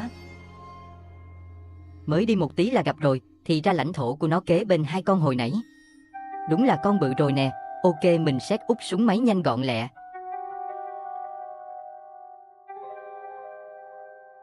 Nó vào rồi.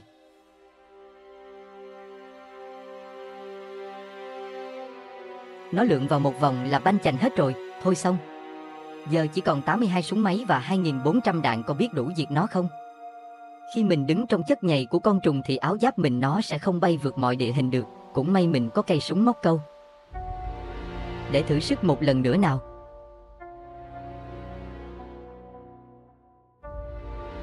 Không đủ súng máy rồi, thôi mình đi về căn cứ.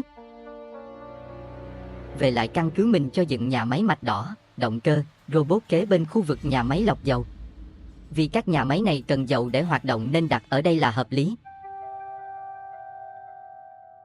Tiếp theo mình cho lò rèn chế tạo máy khoan lớn, nó sẽ cần nguyên liệu gồm mạch đỏ, động cơ điện, cục tungsten tam giác, dàn khoan điện và sắt nóng chảy, cũng may mình đã chuẩn bị đủ. Mình cho đem máy khoan lớn đi khai thác quặng tungsten ở đây. Máy khoan lớn có diện tích khai thác cũng lớn hơn. Nhanh chóng mình đã đặt hết các máy khoan ở quặng tungsten. Và còn xây xong trạm xe lửa chở quặng về căn cứ.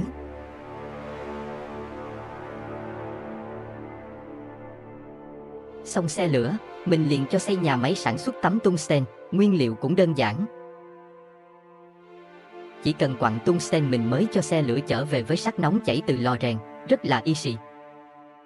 Sau khi chế tạo xong tấm tungsten thì mình đã có thể sản xuất được bình khoa học luyện kim, mình gọi nó là bình cam cho dễ nhớ. Nguyên liệu gồm cái miếng tungsten tam giác nè, tấm tungsten mình vừa xây nhà máy xong nè và cuối cùng là đồng nóng chảy. Ok men, bất cứ món nào mà có sắt nóng chảy hay đồng nóng chảy là đều phải dùng lò rèn chế tạo hết.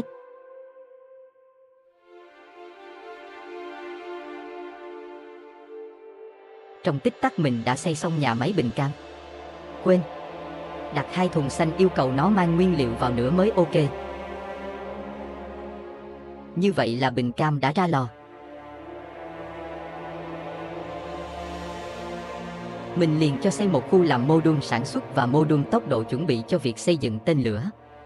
Xây đơn giản thôi, vì mình không cần quá nhiều mô đun đâu. Cuối cùng là xây bệ phóng tên lửa. Chớp mắt một cái là mình đã có 4 bệ phóng tên lửa sẵn sàng đợi lệnh. Mình đã cho chất đầy bình cam vào tên lửa gửi về phi thuyền ngoại tầng khí quyển.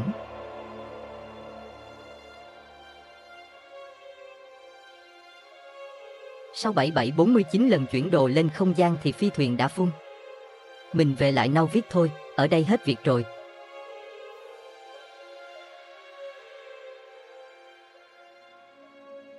Phi thuyền đã được mình mở rộng ra chứa được nhiều tấm pin và ắc quy hơn, mình còn trang bị 10 ống phục cho phi thuyền nữa.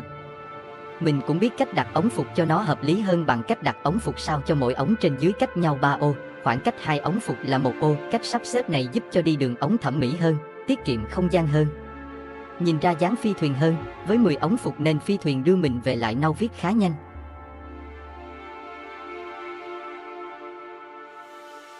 Ok, hạ cánh thôi. Mở bản công nghệ lên, mình thấy bình cam sẽ cho mình các công nghệ mới. Giờ mình sẽ nghiên cứu được pháo binh nè. Pháo này có tầm bắn xa nhất game, nhưng đạn pháo thì cực kỳ tốn kém nguyên liệu. Chút nữa mình biểu diễn cho anh em xem. Ok, mình cho nghiên cứu hết công nghệ mới luôn.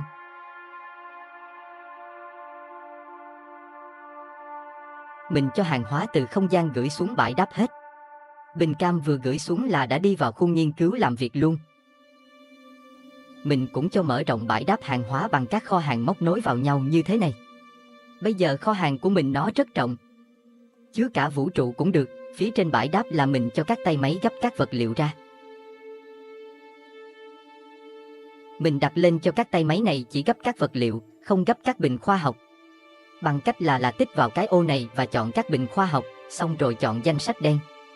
Tay gấp nó sẽ không lấy các bình khoa học mình đã chọn. Nếu mình chọn danh sách trắng thì nó sẽ lấy các bình khoa học, không lấy vật liệu.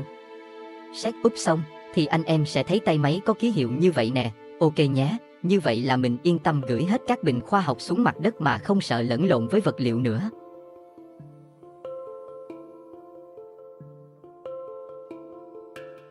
Và mời anh em tham quan trạm vũ trụ sản xuất nước đá mình vừa hoàn thiện. Trạm này mình chỉ sản xuất nước đá lấy từ không gian làm nguyên liệu cho ống phục của phi thuyền. Tại sao mình làm trạm không gian này à?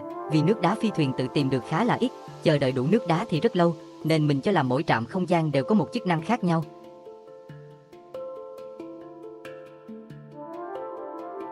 Và pháo binh với dây chuyền sản xuất đạn pháo đã được xây xong.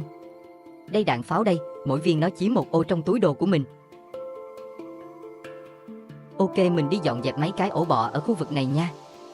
Không biết có đủ đạn pháo không?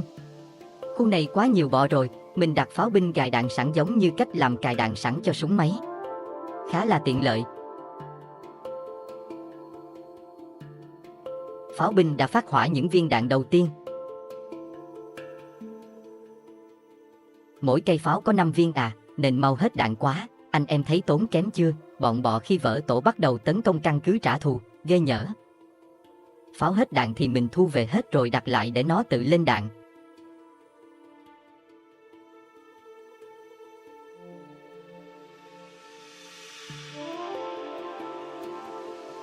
Hà hà, có pháo là bọn bọ khốn khổ với mình liền, không hiểu bị ăn đạn từ đâu mà vỡ hết tổ. Mỗi viên đạn pháo đổi một cái ổ bọ. Hèn chi đạn pháo nó tốn kém, nhưng rất xứng đáng nha. Bọn bọ vỡ tổ là bọn nó tập hợp quân số lại ngay, rất có tổ chức. Mình mà phòng thủ yếu thì không nên xài pháo, nếu không là không đỡ được bọn nó đâu. Bọn nó bắt đầu tấn công rồi đây. Những con có màu xanh dương là con lớn, còn những con màu xanh lá cây là Behemoth, bọ siêu lớn đó. Máu trâu nhất, sát thương cao nhất. Bọn nó đã phát triển đến cấp cuối rồi thì mình phải phòng thủ cẩn thận. Số lượng của bọn nó mà lớn hơn là hàng phòng thủ sẽ bị thiệt hại ngay. Mình tranh thủ về kho vũ khí lấy thêm đạn pháo. À quên, chưa cho anh em xem công thức chế tạo đạn pháo. Nó cần thuốc nổ, quặng canxit lấy từ hành tinh núi lửa, tấm tungsten cũng lấy từ hành tinh núi lửa và radar. Nhìn đống nguyên liệu mà choáng, toàn đồ xịn. Có vẻ như ở khu vực Tây Bắc pháo binh đã xử lý hết tất cả ổ bọ rồi, nên mình sẽ chuyển qua khu vực Đông Bắc của căn cứ để xử lý nốt các ổ bọ bên này.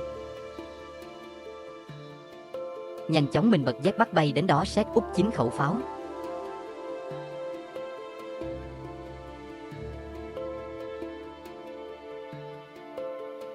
Và nhanh chóng, cái tổ đầu tiên đã bị tiêu diệt.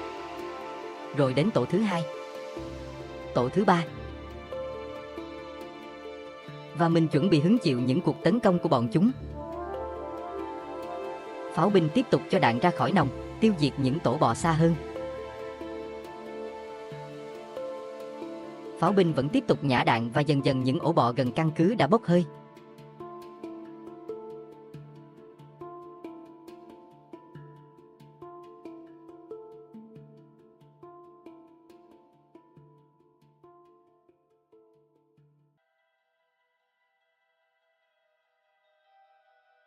Bọn bọ đã tấn công mình nhưng không vượt qua được hàng súng laser. Những con bọ bắt đầu mở những cuộc tấn công vào căn cứ nhưng chưa kịp chạm vào bức tường thành thì hàng súng laser đã cho bọn bọ lủng đầy lỗ.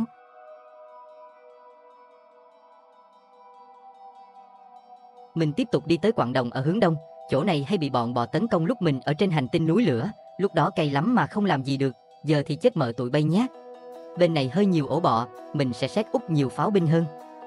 Pháo binh bắt đầu khai hỏa. Nhưng cái ổ bọ gần căn cứ nhất dần bị tiêu diệt. Và bọn bọ đã mở cuộc tấn công đầu tiên nhưng thất bại. Cuộc tấn công thứ 2 cũng nhanh chóng bị dập tắt. Cuộc tấn công thứ 3 và thứ 4 đã diễn ra nhưng cũng nhanh chóng tàn lụi. Pháo binh đã diệt thêm vài ổ bọ ở xa nữa. Cái nhóm bọ tập hợp ở đây đã bắt đầu tấn công căn cứ.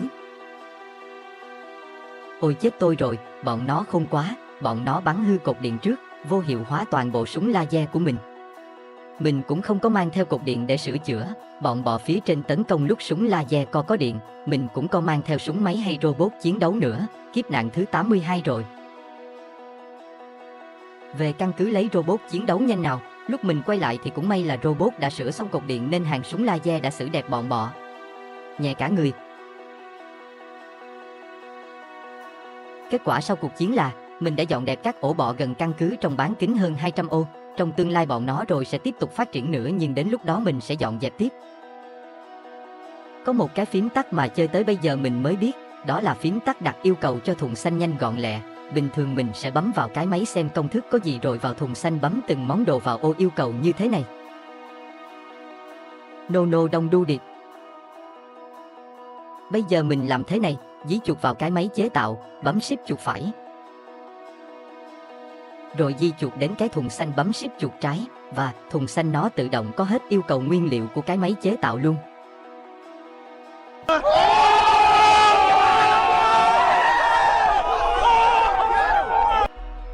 Sau khi nghiên cứu được công nghệ băng chuyền xanh lá, hay còn gọi là băng chuyền cấp cuối, mình cho chế tạo trên hành tinh núi lửa, vì nó cần lò rèn và thanh tungsten để chế tạo. Có khi sau này mình sẽ chuyển toàn bộ căn cứ lên hành tinh núi lửa luôn. Công việc tiếp theo, mình sẽ nghiên cứu hành tinh Le 3 trước khi đi đến đó. Rút kinh nghiệm từ các lần bay trước, mình sẽ xem các công trình trên Le 3 cần nguyên liệu gì và mình sẽ vận chuyển đúng các nguyên liệu đó lên tàu. Chẳng hạn như, máy sưởi nó cần xi măng nè, nồi đun nè, ống nhiệt nè. Mình sẽ mang mấy cái này lên phi thuyền. Rồi tới tháp nông nghiệp nó cần thép nè, mạch điện tử nè, cái này là cái gì mình chưa biết và đất phủ. Rồi ok. Chớp mắt cái, mình đã chuẩn bị đủ đồ nghề và bắt đầu bay lên phi thuyền, đồ đạc đã chuẩn bị xong. Mình cho phi thuyền xuất phát đến Le 3. Quá trình bay không gặp quá nhiều khó khăn. Nếu gặp nhiều thiên thạch thì mình cho tắt động cơ, giảm thiểu va chạm, xong rồi thì bật lên bay tiếp.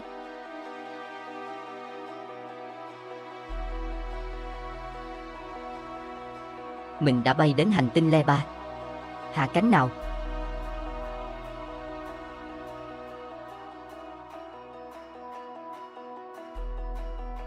Hành tinh này có thảm thực vật đẹp quá.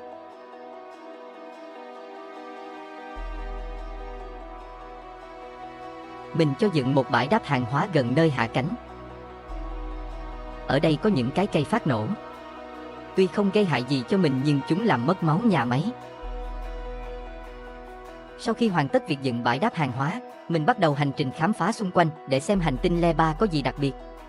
Nơi đây tràn ngập cây cối xanh tươi, nhưng kỳ lạ là mình vẫn chưa phát hiện ra bất kỳ quặng khoáng sản nào.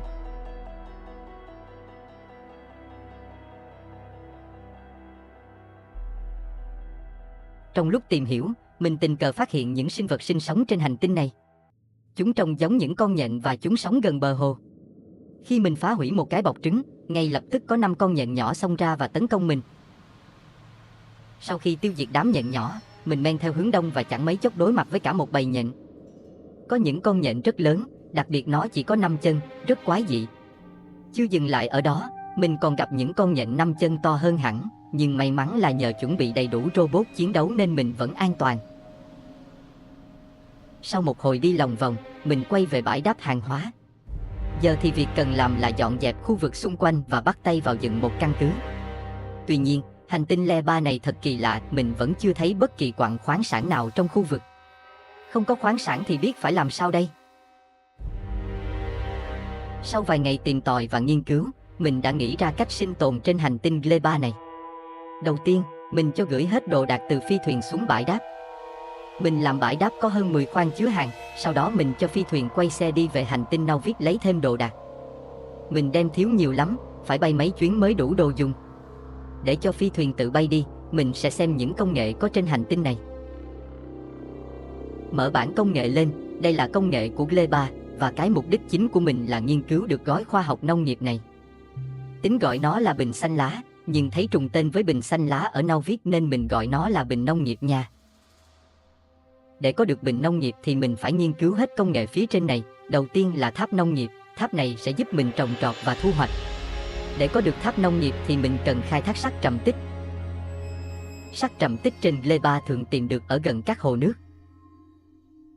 Đây nè, đây là sắt trầm tích, mình thu hoạch nó thì sẽ có các tài nguyên là vi khuẩn sắt, quặng sắt và đá. Thu hoạch xong là mình đã có công nghệ tháp nông nghiệp. Khá là đơn giản. Tiếp theo là công nghệ tháp nhiệt có chức năng đốt lò hơi để máy phát điện tua bin hoạt động. Mình chỉ cần khai thác đồng trầm tích là được, nó cũng ở gần đây thôi, mình bay một tí là thấy một đống. Nó thường nằm ở mấy khu có nước như hồ hoặc đầm lầy. À đây rồi, nó giống sắt trầm tích chỉ khác màu.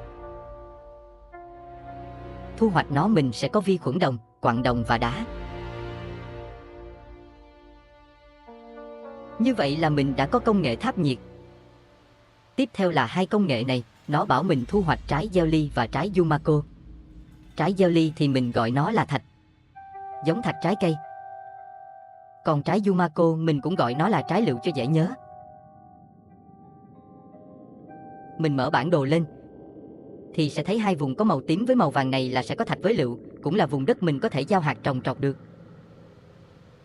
Đi lên một tí là tới. Đây nè, cây lựu là cây màu đỏ này. Còn đây là cây thạch, nó có màu hồng. Như vậy là xong. Công nghệ tiếp theo là buồng sinh học, đây là máy chế tạo đặc biệt của hành tinh Gleba. Điều kiện là cần 10 chất dinh dưỡng có thể làm bằng nhiều cách, lát nữa anh em sẽ biết. Còn đây là công nghệ đất nhân tạo, sẽ giúp mình trồng cây được trên các vùng đất màu mỡ. Nó cần 500 chất dinh dưỡng, ok, để làm chất dinh dưỡng, mình sẽ làm công thức đơn giản nhất, đó là mình dùng đồ ôi thiêu tạo ra chất dinh dưỡng.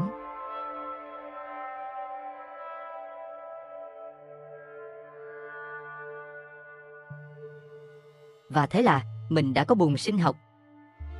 Công thức chế tạo buồng sinh học bây giờ mình chỉ còn thiếu mỗi trứng nhện.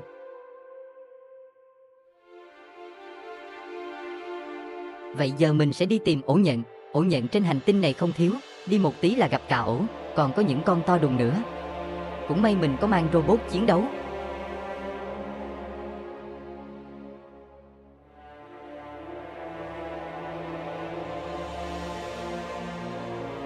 Ổ nhện là cái này đây. Diệt xong ổ nhện mình sẽ thu hoạch được trứng nhện. Ok, đi về làm buồng sinh học thôi. Vừa chế tạo xong buồng sinh học thì mình lại có thêm công nghệ BioLert. Nó là cục đá đỏ này nè. Và mình đã đủ điều kiện để chế tạo bình nông nghiệp. Nó chỉ cần cục đá đỏ và trứng nhện. Sao mà dễ quá vậy ta? Nó mà dễ như vậy thì mình đâu có gọi nó là kiếp nạn Gleba. Xin giới thiệu với anh em cơ chế mới trên Gleba. Anh em để ý cái dòng này nè, đây là cơ chế đồ tươi, khi hết thời gian nó sẽ trở thành đồ ôi thiêu, mà đã trở thành đồ ôi thiêu thì coi như bỏ luôn. Cơ chế đồ tươi sẽ có trên hầu hết thực vật ở Gleba, từ trái lựu, trái thạch cho đến BioLert. Còn cái trứng nhện thì sẽ sinh ra một đàn nhện con phá nhà máy. Cái khó chịu nhất chính là bình nông nghiệp sau bao vất vả để chế tạo ra thì nó cũng có thời gian để trở thành đồ ôi thiêu luôn. Dù cho nó nằm trên băng chuyền hay đang trong quá trình chế tạo mà hết thời gian thì nó cũng biến thành đồ ôi thiêu. Hả? Đúng vậy, kiếp nạn là đây chứ đâu. Vậy làm sao để xây nhà máy đây? Mình chỉ biết một cách duy nhất. Để dọn dẹp cây cối xung quanh chuẩn bị cho việc xây nhà máy trước đã. Ok, đẹp trai rồi đó. Ở quê hương Nauvik, tên lửa ship hàng lên phi thuyền hoạt động không ngừng nghỉ. Những món đồ này là gì chút nữa anh em sẽ biết. Ở Gleba, mình đã quy hoạch các trạm robot xung quanh khu vực bãi đáp.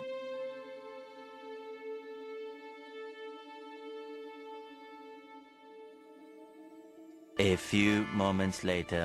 Và đây, sau khi nhận hàng từ Nauvik, mình đã mở rộng bãi đáp hàng hóa để chứa cả vũ trụ luôn. Kế bên bãi đáp là 60 phòng nghiên cứu. Đúng vậy, mình cho nghiên cứu công nghệ trên đây luôn. Vì cái bình nông nghiệp đâu có mang đi xa được, nó thành đồ ôi thiêu thì lại công cốc. Và đồ nãy giờ mình vận chuyển đây, đủ hết thể loại các bình khoa học nha. Về điện thì ở thời gian đầu mình sẽ xài điện mặt trời. Bây giờ mình sẽ đi đặt tháp nông nghiệp ở vùng đất màu vàng và tím, để trồng thêm cây lựu và cây thạch. Tháp này đặt ở đâu cũng được, miễn là gần khu trồng trọt. Chỗ này mình nhét đồ ôi thiêu vào 2 cái ô đầu ra để cái tháp nó không thu hoạch được. Đợi khi nào mình xây nhà máy xong thì mới cho thu hoạch, chứ nó thu hoạch sớm là thành đồ ôi thiêu hết đó. Về lại bãi đáp, mình cho xây nhà máy hoạt động 100% bằng robot. Đây là bản vẽ mình tự vẽ ra nên không tránh khỏi sai sót, có gì anh em cứ góp ý. Nó sẽ là 4 khu như thế này, mình đánh số thứ tự 1, 2, 3, 4. Bắt đầu từ khu số 1, đây là khu sản xuất chất dinh dưỡng. Mình cho 2 máy sản xuất chất dinh dưỡng bằng đồ ôi thiêu và 2 máy sản xuất bằng biolet. Chất dinh dưỡng rất quan trọng, vì nhà máy sinh học nó cần chất dinh dưỡng để hoạt động. Để nhà máy hoạt động, trước tiên mình sẽ cho đồ ôi thiêu và chất dinh dưỡng vào cái thùng xanh này. Mình cho một máy hoạt động là tự động những nhà máy khác nó sẽ hoạt động. Khu vực số 2 thì mình chỉ cần cho trái lựu vào 2 thùng xanh này là nó hoạt động. Khu vực số 3 cũng giống số 2, mình cho trái thạch vào 2 thùng xanh này là máy nó sẽ hoạt động. Khu vực số 4 là biolet, mình gọi nó là đá đỏ cho dễ nhớ. Khi mình cho khu vực 1, 2, 3 hoạt động thì khu số 4 nó sẽ có nguyên liệu và tự vận hành luôn. Thông minh, thật là thông minh. Nếu anh em muốn lấy bản thiết kế này thì mình có để link ở phần mô tả đó. Tiếp theo là nhà máy ấp trứng nhện. Công thức như sau: chất dinh dưỡng, trứng nhện và nước. Không có gì khó. Mình xây nhà máy như này, chỉ cần cho trứng nhện và chất dinh dưỡng vào 2 thùng xanh này là nhà máy hoạt động. Mình còn trang bị 4 súng laser ở 4 góc phòng trường hợp nhện nở ra phá nhà máy. Mình cũng để link bản thiết kế ở phần mô tả, anh em cần thì vào lấy. Cuối cùng là bản thiết kế nhà máy làm bình nông nghiệp. Nhà máy này thì đơn giản hơn 2 nhà máy trên kia. Mình cũng có để link ở phần mô tả. Ok, quay trở lại với nhà máy đầu tiên. Mình sẽ làm nó hoạt động bằng cách cho chất dinh dưỡng và đồ ôi thiêu vào. Mình làm chất dinh dưỡng bằng đồ ôi thiêu cho nhanh. Khi nhà máy bắt đầu hoạt động thì bọn robot sẽ vận chuyển nguyên liệu đi đúng nơi nhờ vào các thùng xanh mình đặt lệnh sẵn. Đấy, bây giờ bọn robot nó bay như ong vỡ tổ luôn.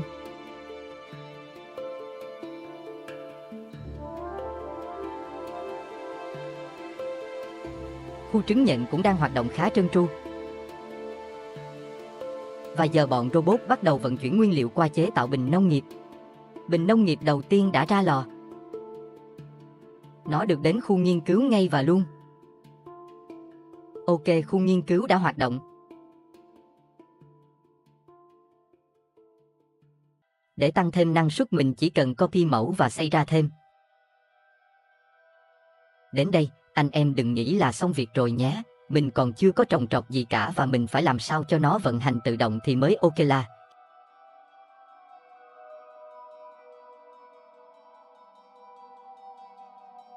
Hiện tại, mình phải tự đi hái trái cây, tự mang nguyên liệu về.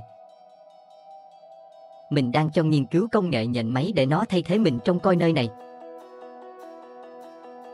Mình cho xây tháp nông nghiệp ở đây, vì khu gần nhà đã hết cây ăn quả, nếu không trồng lại thì phải đi khá xa để tìm. Ở tháp nông nghiệp mình chỉ cần cho hạt giống vào nó sẽ tự gieo hạt và đợi cho các cây lớn lên nó sẽ tự thu hoạch luôn. Đôi khi máy ấp trứng nhện nó làm số lượng lớn quá thì mình phải kiểm tra và mang số dư đi tiêu hủy. Tiêu hủy bằng cách xây cho bọn nó một cái hòn đảo giữa hồ rồi bỏ hết số trứng lên đó. Tụi nó nở ra rồi tự chơi với nhau luôn.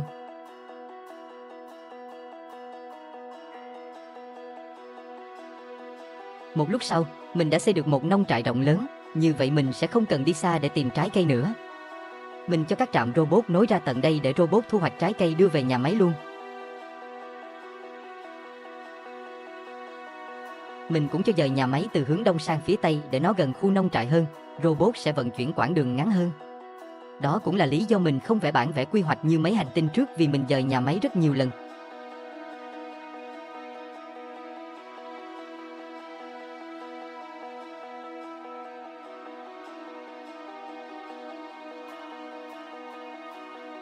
Mình cũng cho xây khu sạc điện cho robot vận tải để bọn nó vận chuyển hàng hóa nhanh hơn. Mở bản đồ lên xem mình làm ô nhiễm đến đâu rồi. Bọn nhện ở đây nguy hiểm hơn bọn bọ ở Nauvik nên phải cẩn thận. Bây giờ mình bắt đầu cho xây nhà máy điện tua bin. Đây là nhà máy điện hạt nhân ở Nauvik, cho sản lượng điện rất lớn. Mình dùng tháp nhiệt để tạo ra hơi nước cho nhà máy điện. Có điện hạt nhân mình không cần điện mặt trời nữa.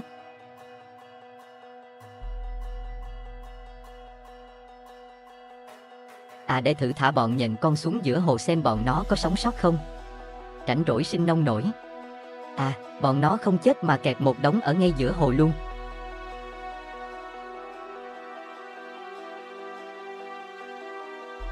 Và mình bắt đầu cho xây khu chế tạo tấm sắt, tấm đồng và thép. Phía trên là khu làm mạch xanh lá và mạch đỏ, và đây là nhà máy sản xuất vi khuẩn sắt và vi khuẩn đồng, tạo nên quặng sắt và quặng đồng cho khu luyện kim. Bản thiết kế này cũng có trong phần mô tả cho anh em nào cần.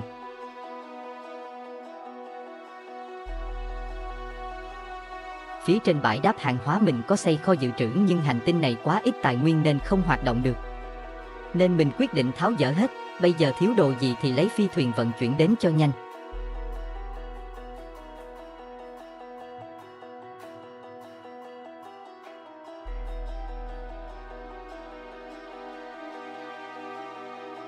Gleba gọi Nauvik trả lời, thế là tất cả đồ đạc cần thiết đang được vận chuyển đến Gleba. Gleba nghèo quá, không đủ tài nguyên để làm cả bệ phóng tên lửa. Hàng hóa đã được vận chuyển đến Gleba nhanh chóng.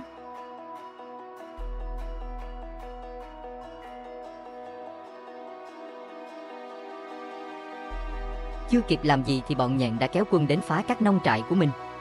Bọn này máu trâu, cao lớn nên xây tường thành cũng không cản được bọn nó. Nên nếu không có mình ở đây thì chắc bọn nó giẫm nát hết nhà máy quá.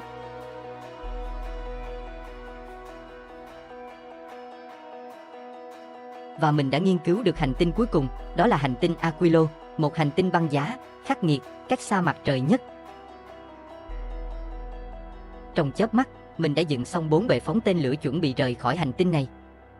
Mình cho sợi carbon chất đầy tên lửa đưa về Nauvik. Đây là hàng hóa đặc biệt của hành tinh Gleba. Có nó mình sẽ chế tạo được tháp rocket và nhện máy.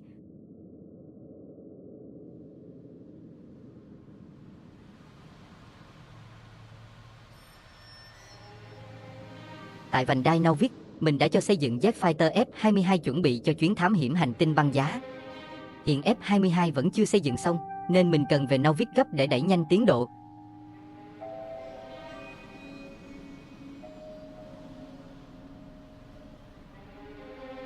Bây giờ mọi việc ở Gleba mình sẽ giao lại cho nhện máy Megatron.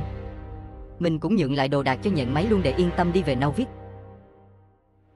Sau đó mình chia tay hành tinh Gleba trong nước mắt chứa chan vì bị mất ngủ mấy bữa nay. Phải nói trong 3 hành tinh vừa qua thì Gleba để lại cho mình nhiều ấn tượng nhất, từ thảm thực vật, môi trường sống của bọn nhện cho đến việc xây dựng nhà máy quá là đỉnh cao. Sau khi chia tay hành tinh nhiệt đới Gleba, mình lên kế hoạch quay trở lại hành tinh núi lửa Vulcanus để lập căn cứ mới. Mình phải chuẩn bị thật kỹ cho chuyến đi lần này, hành tinh cuối cùng sẽ rất khó khăn nếu mình không chuẩn bị đầy đủ, và mình đã đến hành tinh núi lửa Vulcanus, đây là căn cứ của mình xây trước đó, hiện căn cứ này đã cạn tài nguyên nên không còn hoạt động nữa. Nhưng do trước đó, mình xây dựng thiếu kinh nghiệm nên bây giờ để mở rộng sẽ rất khó. Bây giờ mình sẽ xây lại một căn cứ hoàn toàn mới.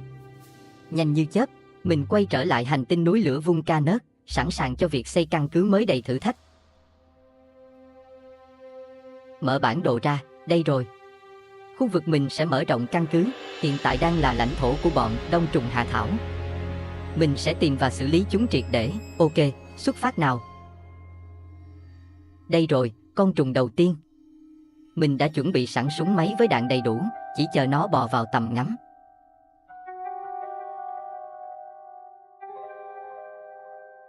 Dễ như ăn kẹo. Con thứ hai cũng không khác gì. Đặt súng máy xong, nó chui vào tầm bắn. Và, quá là easy, con thứ ba ở đây.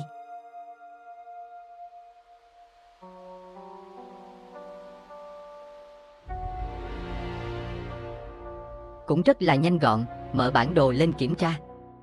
Giờ thì mình đã chiếm trọn 3 vùng lãnh thổ. Tình hình nằm trong tầm kiểm soát. Vùng này thật sự là một vùng tài nguyên rất giàu. Quặng tungsten với sản lượng lên đến 13 triệu, cực kỳ giá trị.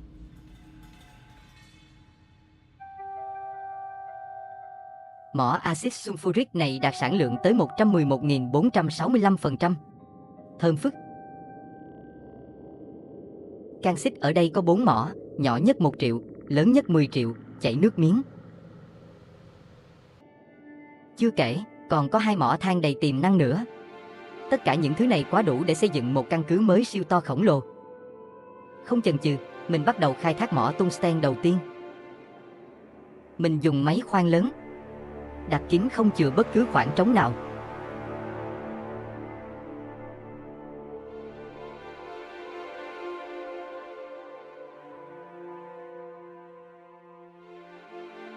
Tiếp theo là quặng axit sulfuric. Mình đặt đầy đủ máy hút, tối ưu hóa khai thác quặng. Sau đó là quặng canxit và mỏ than. Tất nhiên, cũng phải đặt phun máy để đảm bảo hiệu suất tối đa. Với nguồn tài nguyên dồi dào, mình bắt đầu xây dựng hệ thống đường ray nối từ các mỏ quặng về khu vực đặt căn cứ mới.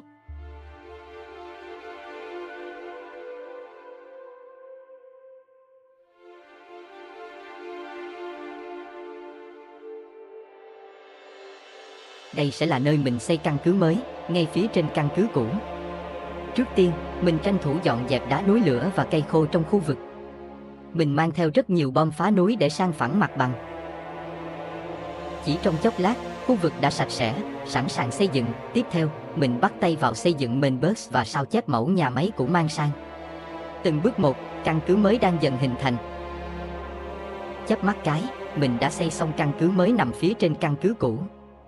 Căn cứ mới có quy mô lớn hơn, vẫn là các nhà máy quen thuộc như mạch xanh, mạch đỏ, lò rèn, vân vân. Và cả 16 bệ phóng tên lửa giúp cho việc ship hàng liên hành tinh sẽ nhanh chóng hơn. Mình cùng xây dựng hệ thống mainbox cực lớn chạy giữa khu nhà máy giống như ở Nauvik. Mình cho khai thác các quặng khoáng sản rất giàu, sản lượng hơn 10 triệu mỗi quặng, sẽ đủ xài cho đến đời sau. Việc mình xây dựng 2 căn cứ cũ và mới ở gần nhau như thế này là có ý đồ hết. Sau này chỉ cần nối các trạm robot lại với nhau là 2 căn cứ sẽ hoạt động song song, không cần phải xây mở rộng nữa. Ok, xong căn cứ mới rồi thì mình chuẩn bị hàng hóa để đi đến hành tinh băng giá nào.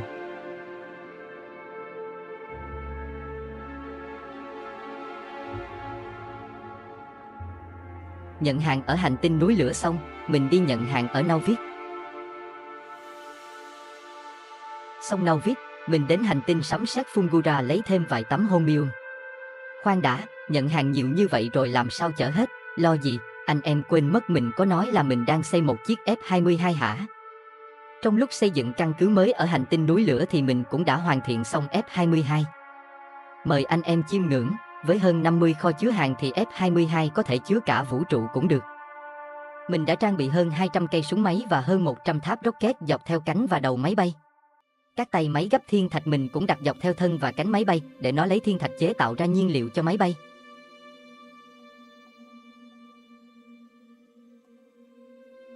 Giữa thân máy bay mình cho bố trí 2 lò điện hạt nhân, đảm bảo cung cấp đủ điện cho toàn bộ máy bay trong rất nhiều chuyến hành trình.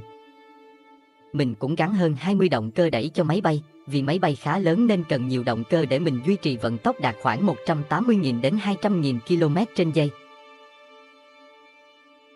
Nói về tháp rocket, để nó bắn tự do sẽ rất tốn đạn dược, nên mình setup cho nó chỉ bắn các thiên thạch lớn và khổng lồ, còn các thiên thạch nhỏ thì để cho súng máy xử lý. Anh em thấy chiếc F-22 này thế nào? Có gì chưa ổn thì góp ý mình nha. Mình có để bản thiết kế ở phần mô tả cho anh em nào cần.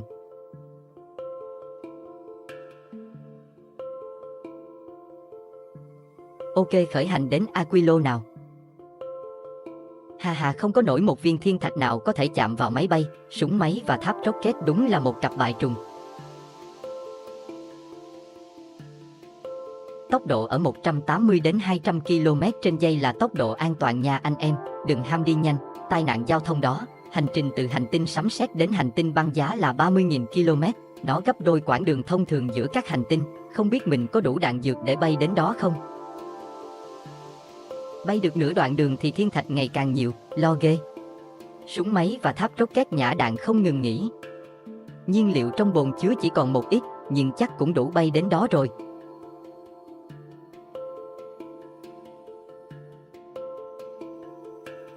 Cuối cùng đã đến nơi bình an vô sự, hạ cánh nào.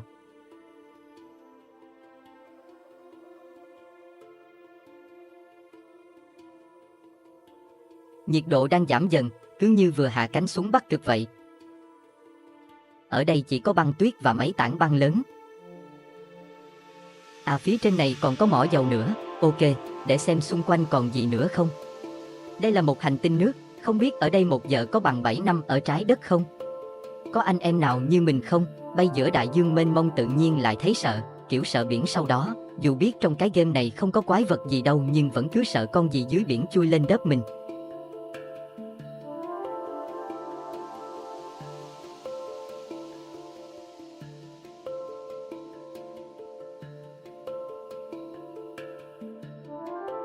Bay nãy giờ cũng không tìm được thêm gì nữa, thôi mình về lại bãi đáp đầu tiên.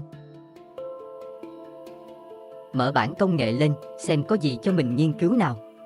À đây rồi, công nghệ lithium. Để có được công nghệ này mình chỉ cần khai thác cái tảng băng lớn. Ok, nó đây rồi, dễ ẹt. Rồi công nghệ tiếp theo, nhà máy đông lạnh. Để có công nghệ này, mình phải chế tạo được tấm lithium.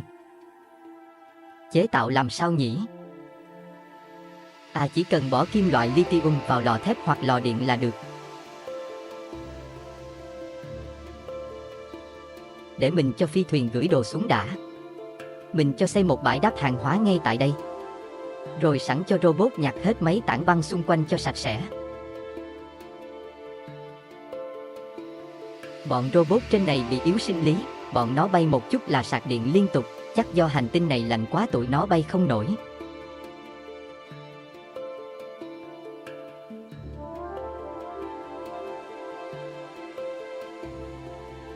Mình cho xây một lò thép để làm tấm lithium, cho nhiên liệu tên lửa với kim loại lithium vào, sang quá, dùng nhiên liệu tên lửa để đốt lò. Có tấm lithium là mình cũng có công nghệ nhà máy đông lạnh. Ok, công nghệ tiếp theo chính là bình khoa học đông lạnh.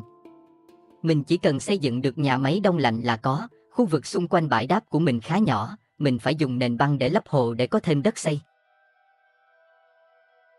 Nền băng mình nhặt được lúc đi dọn mấy tảng băng đó, có ít à, sau này phải sản xuất ra thêm mới đủ xài.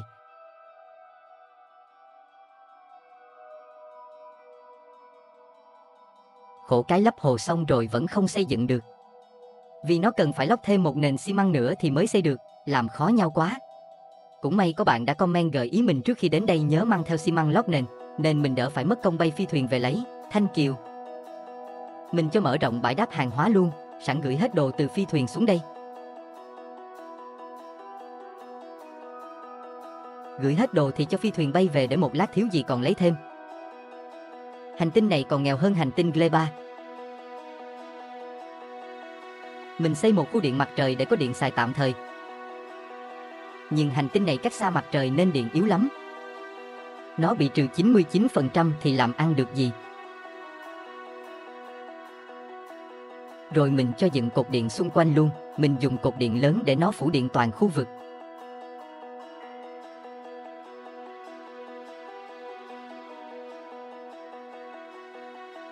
Sau đó mình cho xây nhà máy điện hạt nhân nhưng không có gì để đốt lò, thế là mình lại phải dùng nhiên liệu tên lửa cho vào lò, lại chơi sang nữa rồi đó. Các nhà máy khi vừa xây xong là bị đóng băng ngay lập tức, thế nên mình cũng cần nhiệt độ từ lò đốt đưa vào các ống dẫn nhiệt. Ống dẫn nhiệt được bố trí gần nhà máy bị đóng băng, ống dẫn nhiệt sẽ làm tan tuyết phủ. Nhờ vậy nhà máy mới hoạt động.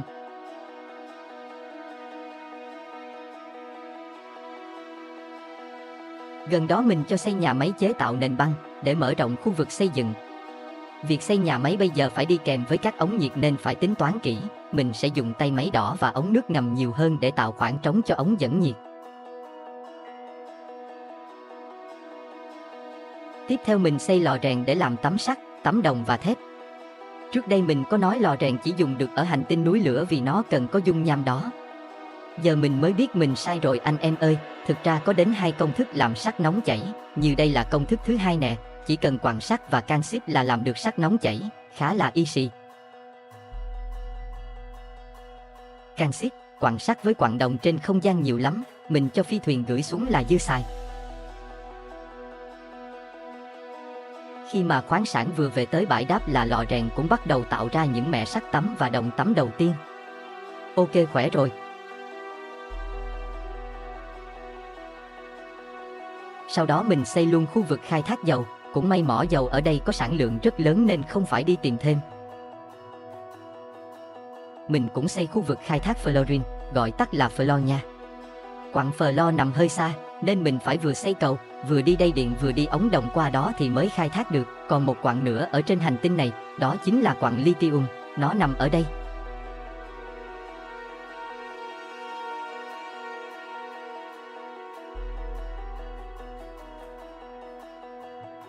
Mình cũng cho đặt máy khai thác luôn. Ok, như vậy là mình đã có đủ tài nguyên trên hành tinh này rồi. Sau đó mình cho gửi rất nhiều đồ đạc từ quê hương Novik lên đây. Rất nhanh chóng đồ đạc đã được gửi thẳng xuống bãi đáp hàng hóa tại hành tinh băng giá. Nhờ vậy mình đã xây dựng được điện hạt nhân trên này, giờ không cần lo về điện nữa. Và mình cũng cho xây mở rộng ra thêm khu vực phía trên này để chuẩn bị cho xây nhà máy sản xuất bình khoa học đông lạnh. Và trong chớp mắt, mình đã xây dựng xong khu liên hợp sản xuất bình khoa học đông lạnh. Ok, nhanh quá phải không? Mình sẽ giải thích từng phần. Nè, đây, nè, Thôi, lại từ đầu nha. Đầu tiên, mình phải kiểm tra xem bình đông lạnh cần những nguyên liệu gì đã. Cũng đơn giản thôi, chỉ cần nước đá, tấm lithium và Flo lạnh. May mắn là mình đã có đủ cả ba thứ này. Nhưng để đạt sản lượng lớn hơn, mình cần xây dựng một hệ thống sản xuất hoàn chỉnh. Vậy đầu tiên, mình sẽ đặt máy bơm để hút ammonia từ đại dương lên. Giờ mình mới biết đại dương này không phải là nước mà toàn là dung dịch ammonia. Tiếp theo, mình xây 7 nhà máy hóa chất để phân tách dung dịch ammonia. Quá trình này sẽ tạo ra hai sản phẩm chính, băng và hợp chất ammonia. Rồi nối ống và đặt tay máy vào như thế này. Ở hành tinh này việc xây nhà máy phải kèm theo ống nhiệt nên anh em nên ưu tiên dùng tay máy đỏ để xây dựng nha.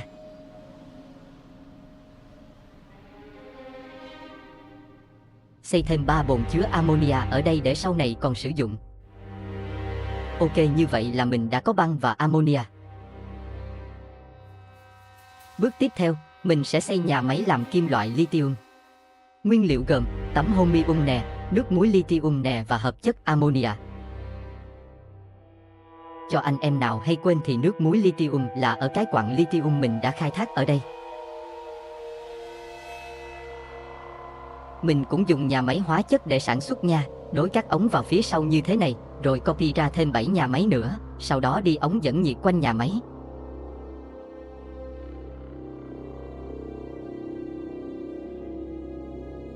Rồi xây băng chuyền, đặt tay máy đỏ như bình thường.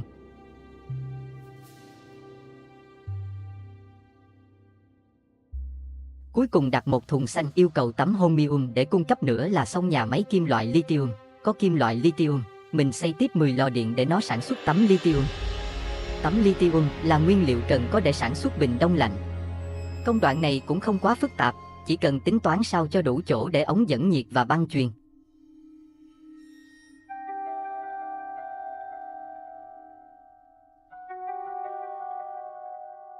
Chẳng mấy chốc, nhà máy sản xuất tấm lithium đã đi vào hoạt động. Theo công thức, giờ mình đã có băng và tấm lithium. Chỉ còn thiếu Flo lạnh thôi. Flo lạnh làm thế nào? Đơn giản thôi, đưa Flo nóng vào nhà máy đông lạnh là có ngay. Nhưng mà Flo nóng thì sao?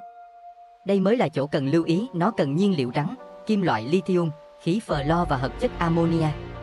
Tất cả mình đều có sẵn, chỉ thiếu nhiên liệu rắn.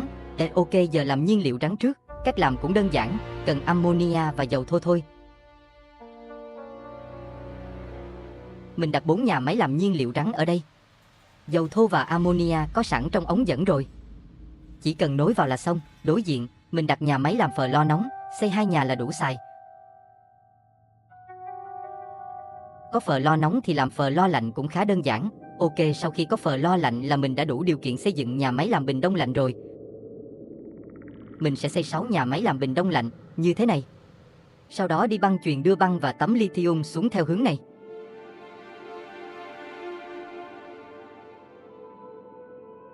Ở đầu ra nhà máy bình đông lạnh, nó sẽ thải ra phờ lo nóng. Mình cho xây tiếp một máy chuyển phờ lo nóng sang phờ lo lạnh, đặt ở đây. Cái băng chuyền này là để vận chuyển bình đông lạnh ra. Như vậy là xong một bên rồi đó. Sau đó mình copy ra thêm 6 nhà máy bình đông lạnh nữa. Nối ống nhiệt với băng chuyền vào là xong. Và mình đã xây dựng xong khu liên hợp sản xuất bình khoa học đông lạnh. Một hệ thống hiện đại, đồng bộ và hiệu quả. Bình khoa học đông lạnh cho mình các công nghệ cuối cùng của game. Hiện tại mình chỉ quan tâm công nghệ làm đồ chất lượng huyền thoại.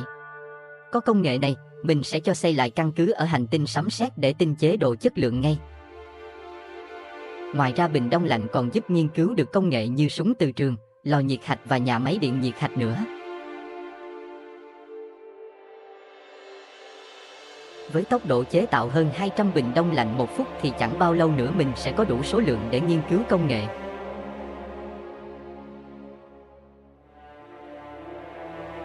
Bây giờ việc cuối cùng của mình trên hành tinh này đó chính là xây dựng bệ phóng tên lửa, đưa toàn bộ các bình đông lạnh về Gleba nghiên cứu. Trong chớp mắt mình đã xây xong 4 bệ phóng tên lửa. Làm sao mà mình xây nhanh như vậy hả? Chỉ cần lấy vật liệu từ hành tinh khác về đây xây thôi. Cũng trong chớp mắt, mình lên tên lửa trở về phi thuyền chuẩn bị về lại Gleba nghiên cứu toàn bộ công nghệ mới, để đến hành trình cuối cùng. Nhưng đau đớn thay, căn cứ ở Gleba đã bị bọn nhện phá hủy, căn cứ mất điện toàn bộ, hèn chi mình thấy sao bọn nhện nó ngoan quá, nó hiền quá.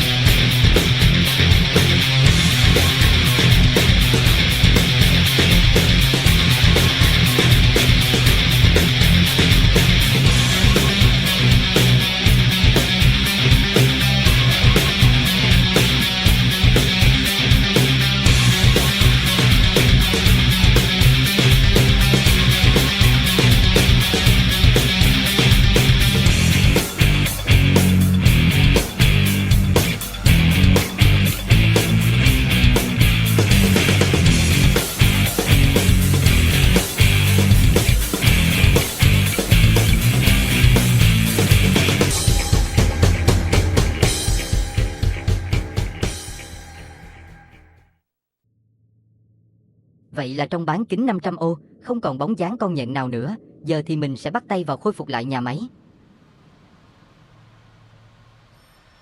Bước đầu tiên, mình cần sửa lại hệ thống điện. Mình sẽ đặt 4 lò phản ứng hạt nhân ở đây để đảm bảo nhà máy điện hoạt động ổn định. Với nguồn điện này, mình không còn phải lo về việc mất điện nữa. Điện hạt nhân không chỉ bền mà còn tiết kiệm nguyên liệu, anh em nên cân nhắc sử dụng nếu có điều kiện. Khi có điện, phòng nghiên cứu đã hoạt động trở lại ngon lành, mọi thứ đang dần vào guồng. Tiếp theo, mình sẽ tháo dỡ khu nhà máy luyện kim cũ và thay thế bằng lò rèn. Với lò rèn, tốc độ sản xuất tấm sắt và tấm đồng sẽ nhanh hơn hẳn so với lò điện truyền thống. Để bảo vệ căn cứ, mình sẽ xây dựng một hàng rào súng máy bao quanh.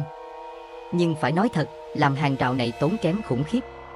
Hành tinh Gleba lại không đủ tài nguyên, nên mình đã phải điều phi thuyền quay về Nauvik để mang thêm súng máy và đạn dược. Chỉ trong chớp mắt, hàng rào quanh căn cứ đã hoàn thành. Hàng rào kiên cố với răng rồng, súng máy và cả tháp rocket. Với hệ thống phòng thủ này, bọn nhện chắc chắn không thể vượt qua được. Bây giờ chúng ta sẽ vận hành lại tổ hợp nhà máy. Anh em hẳn vẫn còn nhớ tổ hợp này đúng không? Đây chính là nhà máy được chia thành 4 khu vực. Để nó hoạt động, việc đầu tiên là phải cung cấp chất dinh dưỡng vào 2 buồng sinh học. Nhìn này, mình sẽ cho chất dinh dưỡng vào đây. Đấy, giờ thì nhà máy đã bắt đầu hoạt động rồi. Tiếp theo, chúng ta sẽ đi tìm trứng nhện. Hồi nãy lỡ tay diệt nhện hơi quá nên giờ phải đi xa tít mù để tìm ổ của chúng.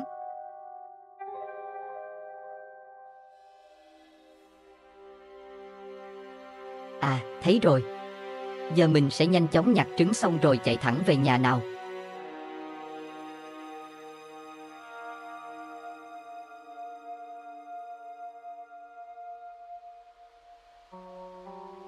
Về đến nhà, mình sẽ đặt trứng nhện vào buồng sinh học. Khi có đủ chất dinh dưỡng, nhà máy sẽ tiếp tục hoạt động. Ok, như vậy là buồng sinh sản trứng nhện đã hoạt động trơn tru. Có trứng nhện và BioLert, bình nông nghiệp đã ra lò trở lại. Tất cả nhà máy ở Gleba đã cơm bắt. Mình sẽ cho nghiên cứu ngay công nghệ đồ chất lượng cấp 5, dù chế tạo rất là khó, nhưng rất xứng đáng nha. Kế tiếp mình khôi phục lại nông trại trồng lựu và thạch, các tháp nông nghiệp đã kết nối trở lại với mạng lưới robot, xung quanh có hàng rào súng máy bảo kê.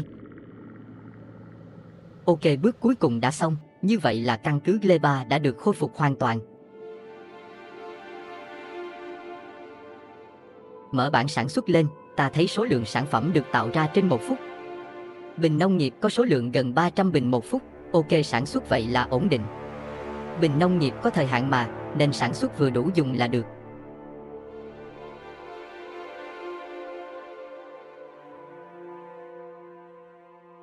Sau đó mình cũng yên tâm lên tàu vũ trụ trở về Nauvik. Mình có kế hoạch rất nhiều ở Nauvik. Mình phải bắt sống một ổ bọ, và còn phải xây dựng phòng nghiên cứu sinh học nữa.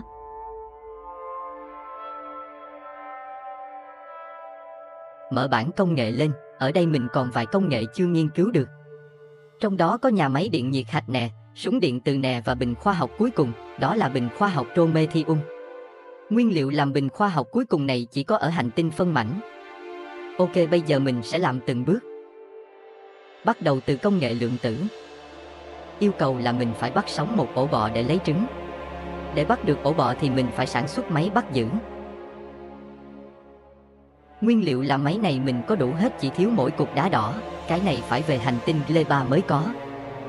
Cũng may mình có mang về một ít. Ok, mình đã chế tạo được 15 máy bắt giữ rồi. Bây giờ đi bắt vài ổ bọ để lấy trứng thôi. Ô, giờ bọn bọ nó vừa ở gần căn cứ mình mà bọn nó vừa đông nữa, vất vả nha. Phải diệt hết bọ mới chiếm ổ được. Đây mình đã chiếm được một ổ. Từ từ, bọn nó đông quá, để diệt bớt đã. Rồi, mình đã bắt được 2 ổ bọ. Thêm 2 ổ ở đây nữa. Ổ trên này lúc nãy chiếm được rồi mà bị bọn nó phá hủy mất cái máy. Bây giờ đợi một tí cho nó chuyển hóa xong nha. Giờ nó đã thành ổ bọ của mình. Để xem nào. Nó đòi thức ăn là cục đá đỏ thì nó mới đẻ trứng cho mình. Ok, cho mỗi ổ một viên là đủ. Và mình đã lấy được trứng bọ. Để xem nào, cái trứng này trong khoảng 30 phút nó sẽ nở thành bọ con. Ghê thật, vậy thu hoạch lẹ lẹ rồi mình về nghiên cứu tiếp. Về lại chỗ máy bắt giữ, mình cho một máy chế tạo phòng nghiên cứu sinh học. Nguyên liệu mình đã có đủ, bao gồm uranium 235 nè, trứng nhện nè, xi măng nè, phòng thí nghiệm nè và máy bắt giữ. Cái hay nhất của phòng nghiên cứu sinh học là cái chỗ này. Nó giảm tiêu hao các bình khoa học 50%, có nghĩa là một công nghệ cần 1.000 bình khoa học để nghiên cứu thì nay chỉ cần 500 bình khoa học thôi. Phải chi mình xây phòng nghiên cứu này sớm là đỡ tốn biết bao nhiêu rồi. Nhanh chóng mình đã có phòng nghiên cứu sinh học. Phòng này bự hơn phòng nghiên cứu bình thường, nên chắc là phải bỏ hết mấy phòng nghiên cứu cũ đi mới được. Cũng nhanh chóng, mình đã dọn xong mấy phòng nghiên cứu cũ, và phòng nghiên cứu sinh học đã thế chỗ cho phòng nghiên cứu cũ. Mình cũng dọn luôn phòng nghiên cứu ở hành tinh Gleba. Bây giờ mình sẽ cho bình nông nghiệp vận chuyển về Nauvis, như vậy sẽ ít tốn kém hơn.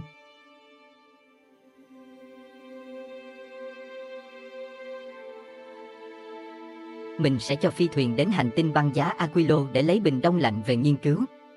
Ôi sao Aquilo mất điện toàn diện rồi? Sao kỳ vậy ta, mình xây sai chỗ nào à?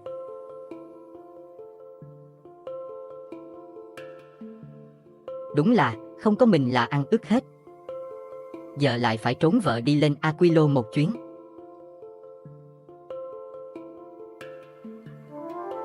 Đến nơi rồi, giờ phải tìm nguyên nhân, nhiên liệu chạy máy điện vẫn còn mà nhỉ. Rồi chắc do hết nước đưa vào máy phát điện. Vậy giờ, mình khắc phục bằng cách xây một nguồn điện riêng để chạy máy bơm nước. Mình xây phía ngoài đây. Dù biết là pin mặt trời không có tác dụng ở Aquilo nhưng đây chỉ là phương án chữa cháy thôi. Ok, cuối cùng thì điện đã được khôi phục. Trong khi mình đang sửa điện ở đây thì ở Nauvis, phòng nghiên cứu đã nghiên cứu xong các công nghệ, trong đó có bình khoa học cuối cùng. Vậy là giờ mình có thể đi đến được ranh giới của hệ mặt trời, hành tinh phân mảnh và cách làm bình Prometheum. Nguyên liệu gồm có trứng bọ nè, chip lượng tử và thiên thạch Prometheum. Đây là chặng đường từ Aquilo đến ranh giới hệ mặt trời. Và từ ranh giới hệ mặt trời đến hành tinh phân mảnh. Khoảng cách từ Aquilo đến ranh giới hệ mặt trời là 100.000 km.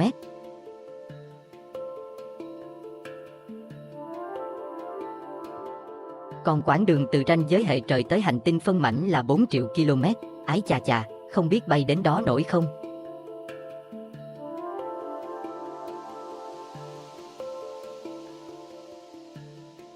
Được rồi, giờ trở lại Aquilo, mình sẽ mở rộng ra thêm đất xây dựng căn cứ.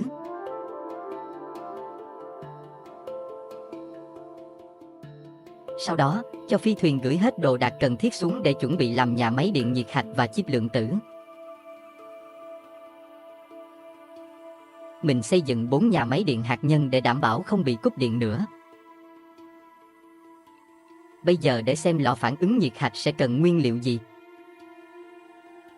Nó cần tấm tungsten, vật liệu siêu dẫn và chip lượng tử.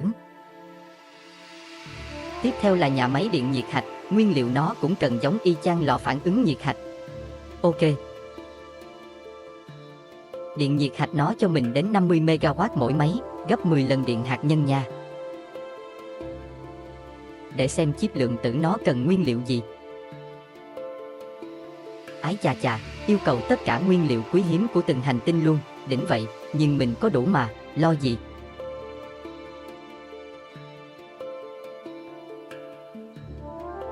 Ok, bắt đầu xây dựng nào, giờ mình làm chip lượng tử trước. Rồi mình sẽ xây phía trên này. Mình dùng nhà máy điện từ để chế tạo.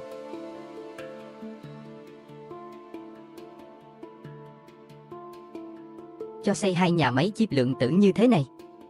Robot nó giao đủ nguyên liệu là nhà máy nó vận hành. Kế bên, mình cho máy chế tạo nhà máy điện nhiệt hạch. Nhanh chóng mình đã có lò phản ứng nhiệt hạch. Lò nhiệt hạch này nó có 4 đầu vào và 4 đầu ra nè, đầu vào nó cần phờ lo lạnh, đầu ra nó sẽ ra tia plasma, dùng cho nhà máy điện nhiệt hạch, ok đơn giản. Nó cần pin nhiên liệu nhiệt hạch, hay dạ, vậy là phải chế tạo thêm pin nhiệt hạch nữa. Còn đây là nhà máy điện nhiệt hạch, nó gắn vào lò nhiệt hạch như thế này, à hiểu rồi, để đó đi.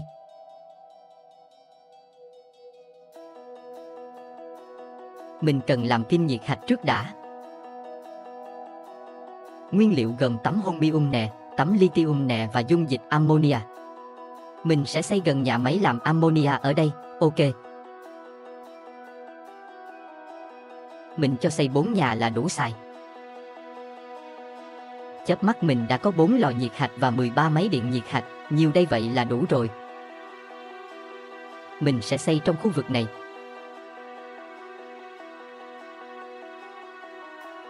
Đặt 4 lò phản ứng theo kiểu dít dắt. Rồi cho 8 nhà máy điện dọc theo như vậy, nối ống phờ lo lạnh vào đây, khi có đủ nguyên liệu là máy bắt đầu chạy. Xong nha, quá đơn giản. Ủa chưa xong, máy phát điện nó thải ra phờ lo nóng nè, phải làm ống dẫn đưa nó ra chứ.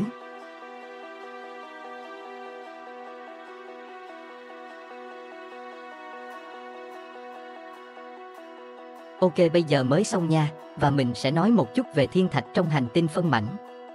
Trên đường đi đến đó mình sẽ gặp rất nhiều thiên thạch khổng lồ, loại mà mình chưa từng gặp trước đây. Thiên thạch khổng lồ nó sẽ kháng hầu hết các loại sát thương như điện nè, rocket nè, lửa nè, laser nè và cả sát thương vật lý. Nhưng ở chỗ sát thương vật lý nó ghi 3.000 trên 10%, có nghĩa là nó trừ 3.000 trước rồi mới trừ 10%.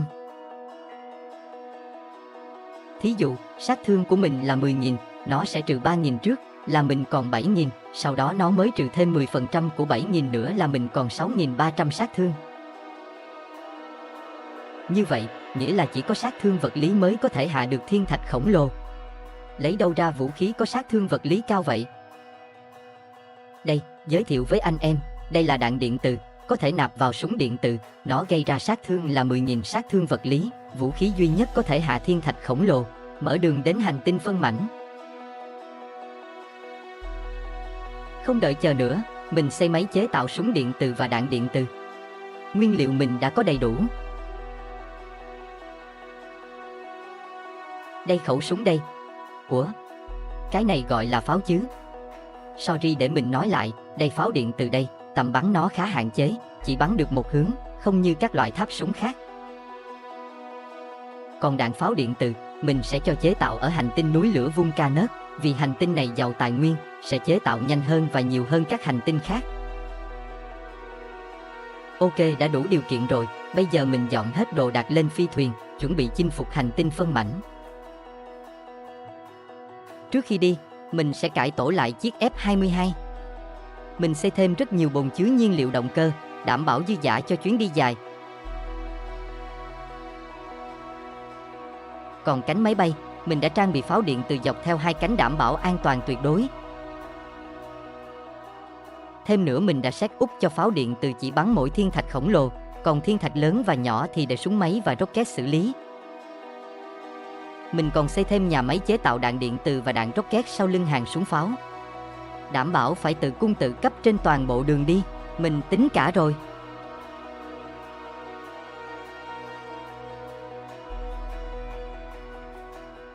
Cánh trái xây như thế nào thì cánh phải xây tương tự luôn. Đặc biệt, mình đem luôn nhà máy điện nhiệt hạch lên đây thay thế cho điện hạt nhân. Đầu máy bay mình trang bị 4 pháo điện từ, giờ xây mình mới biết pháo này nó friendly fire ở nhà anh em, nghĩa là nó bắn cả đồng đội. Anh em coi cái tầm bắn của nó nè, và mấy cái ô đỏ đỏ là có nguy cơ ăn đạn của nó luôn đó. Đó là toàn bộ tổng thể về chiếc F-22 của mình, vậy có đủ lực đi hành tinh phân mảnh chưa? Phải thử mới biết được. Bắt đầu từ Aquilo, mình sẽ đi đến ranh giới hệ mặt trời trước, phải chinh phục 100.000 km đầu tiên rồi mới đến 4 triệu km tiếp theo. Ok get go. Bây giờ chỉ việc ngắm phi thuyền bay thôi chứ không có việc gì để làm.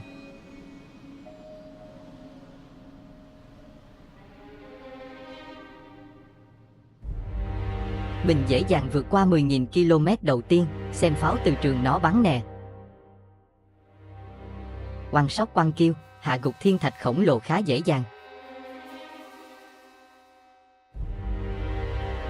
Và mình chinh phục 20.000 km mà không gặp chút khó khăn nào, tuy cũng có vài thiệt hại nhỏ ở phần đầu nhưng không đáng kể, thiên thạch mỗi lúc một nhiều. Và mình đã phát hiện ra vấn đề đầu tiên, đó là tại sao súng máy lại hết đạn được nhỉ? Và sự va chạm nặng nề đã diễn ra. Chết rồi, không xong rồi. Bên cánh trái súng máy cũng bị hết đạn. Rồi đầu tàu cũng hết đạn. Thôi xong, số phận đã an bài.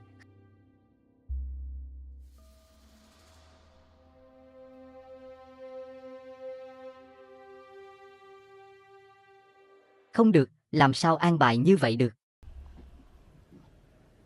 Yeah, it's rewind time.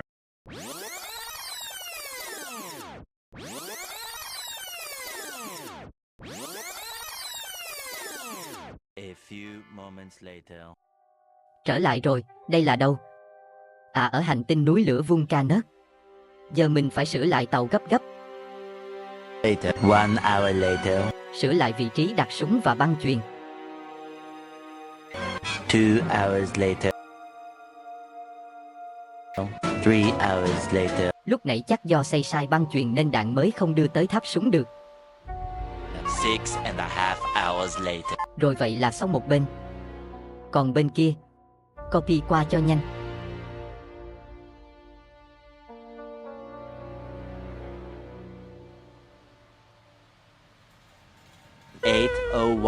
p.m. Mình cho tải đạn lên khoang chứa rất nhiều, như đạn pháo điện từ có 450 viên nè. Tên lửa nổ có hơn 8.500 viên. Và tên lửa thường thì có hơn 8.900 viên, nhiều đây là đủ cầm cự rồi. Ngoài ra mình có 10 nhà máy làm đạn pháo điện từ, 12 nhà máy làm tên lửa nữa nên chắc không sao đâu. Ok, xuất phát lại thôi. Mình sẽ ghé hành tinh sấm sét Fulgora để lấy thêm ít đồ gửi cho hành tinh băng giá Aquilo.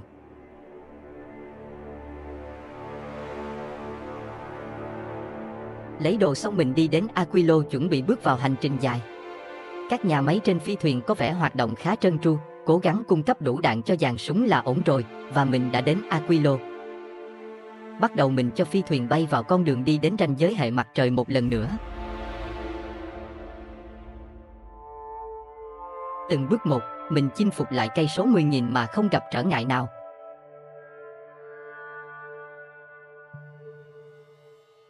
Tiếp tục mình chinh phục lại cây số 20.000.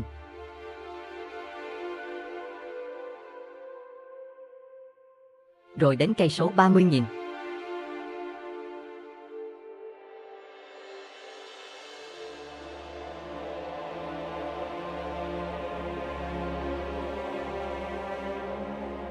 Nửa chặng đường rồi.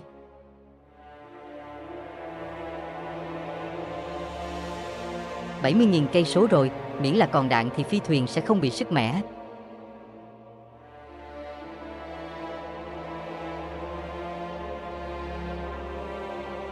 Nhiên liệu thì khỏi lo nha, bay nãy giờ chưa tiêu hao được 1/10 bồn chứa.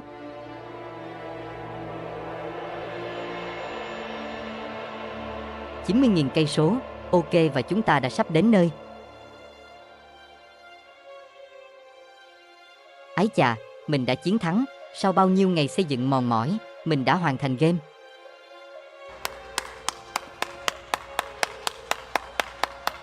Cái bảng chiến thắng này nhìn chán nhở, không có thông số gì hết, chỉ là một cái bảng chiến thắng, thôi kệ đi, mình còn phải đến hành tinh phân mảnh mà, tiếp tục đi nào.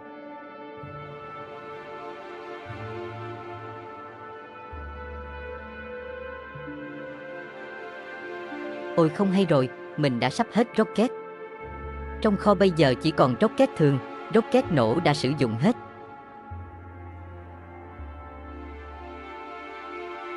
Mình đạt được thành tựu chinh phục 10.000 cây số đến hành tinh phân mảnh nè. Thiên thạch ngày ngày dày đặc, vài khẩu súng đã báo hết đạn, sao lại hết đạn nhanh vậy?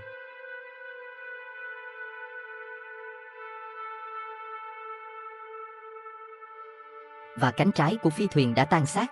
Tại sao súng máy lại hết đạn? Mình lại xây sai băng chuyền nữa sao?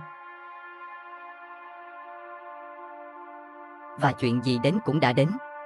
Chiếc F-22 không thể đưa mình đi đến hành tinh phân mảnh được.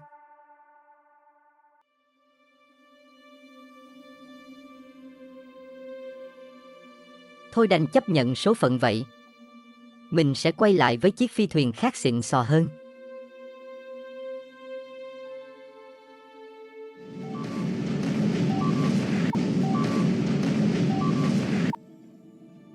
Đây là đâu? Mình đã trở lại Novik, nơi tất cả bắt đầu. Đây chính là căn cứ đầu tiên của mình, giờ thì nó đã bị bỏ hoang. Tuy vậy, mình vẫn có thể tìm thấy một số đồ dùng cần thiết ở đây. Những chiếc hòm chứa vẫn còn nguyên vẹn. Mình cần phải chế tạo lại cây súng móc câu, vì chỉ có nó mới giúp mình vượt qua được lũ bò. Nguyên liệu cần có là thép tấm, bánh răng và ống nước. Lấy một ít thép ở đây, rồi lấy một ít sắt ở đây là đủ rồi. Mở bản đồ lên, chỗ mình đang đứng chính là căn cứ bỏ hoang. Nhưng mình cần trở về căn cứ nằm ở phía dưới này. Lũ bò giờ đã bao vây khắp các nẻo đường, vượt qua chúng chắc chắn sẽ không dễ dàng. Không sao, giờ mình đã có cây súng móc câu. Chỉ cần chế tạo thêm chút đạn nữa là sẵn sàng lên đường. Ok, đã đủ mọi thứ. Bây giờ, mình xuất phát thôi. Bọn bò đã phát hiện ra con mồi của chúng. Mình nhanh chóng dùng súng móc câu để thoát thân. May mắn, mình đã thoát khỏi nanh vuốt của chúng an toàn. Tiếp tục đi, mình gặp phải những ổ bọ còn lớn hơn, đông hơn. Nhưng nhờ cây súng móc câu, mình dễ dàng vượt qua bọn chúng và cả những dãy núi chắn đường. Gần đến căn cứ thì, trời ơi, mình đi nhầm đường và xông thẳng vào hang ổ của bọn bọ. Chết chắc rồi, bọn chúng đã tóm được mình. Hết cách, phải hồi sinh thôi. Mình lại trở về căn cứ cũ, bắt đầu lại từ đầu. Lần này, mình sẽ chọn con đường khác. Đi vòng ven hồ nước sẽ giúp mình tránh được những ổ bọ lớn. Và đúng như dự tính, mình đã đi đúng hướng và tiến thẳng về căn cứ một cách dễ dàng. Điều đầu tiên cần làm là chế tạo lại bộ giáp Med Armor. Sau cú rơi phi thuyền, mình đã mất toàn bộ hành trang. Chỉ trong chớp mắt, bộ giáp Med Armor đã hoàn thành. Mình cũng trang bị thêm vài món cần thiết gắn vào bộ giáp. Vậy là ổn rồi, mọi thứ đã sẵn sàng.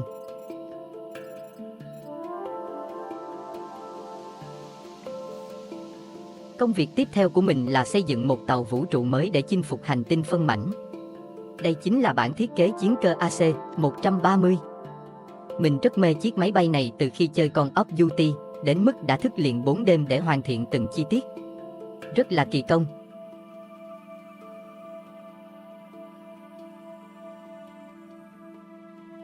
Và đây chính là nội thất của chiến cơ. Phần đầu và cánh được trang bị vũ khí tối tân vì đây là hai khu vực dễ bị thiên thạch va chạm nhất.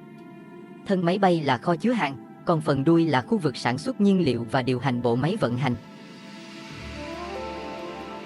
Phần đầu của máy bay được trang bị 3 hàng súng gồm pháo điện từ, súng máy và tháp rocket. Phía sau hàng súng là khu vực chế tạo đạn cho súng máy, với hơn 16 máy chế tạo hoạt động liên tục. Nguyên liệu chế tạo đạn được lấy trực tiếp từ các thiên thạch kim loại. Phía dưới là một hệ thống băng chuyền đưa tất cả các nguyên liệu cần thiết để chế tạo đạn, rocket và pháo điện từ. Phía cánh phải vẫn còn khá trống trải vì mình chưa xây dựng xong, dự định đây sẽ là nơi đặt nhà máy chế tạo đạn pháo điện từ. Hệ thống phòng thủ lúc nào cũng có đủ 3 hàng súng, đảm bảo không một thiên thạch nào có thể vượt qua. Ở cánh trái là một hệ thống tái chế thiên thạch, từ thiên thạch kim loại ra thiên thạch carbon và thiên thạch băng. Các thiên thạch sau khi phân loại sẽ được đưa vào máy nghiền, tạo ra các loại nguyên liệu cho nhà máy sản xuất tấm đồng, tấm sắt, thuốc nổ, vân vân. Ở thân máy bay là 50 kho chứa hàng, đủ chỗ cho hàng nghìn băng đạn và súng pháo dự trữ. Còn ở đuôi máy bay là hệ thống sản xuất nhiên liệu được lấy từ thiên thạch.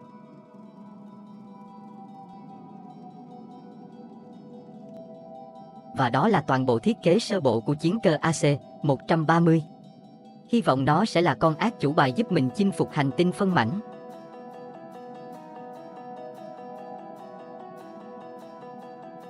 Để chuẩn bị tốt hơn cho chuyến hành trình cuối cùng này, mình cần chế tạo thêm đồ chất lượng cho chiến cơ.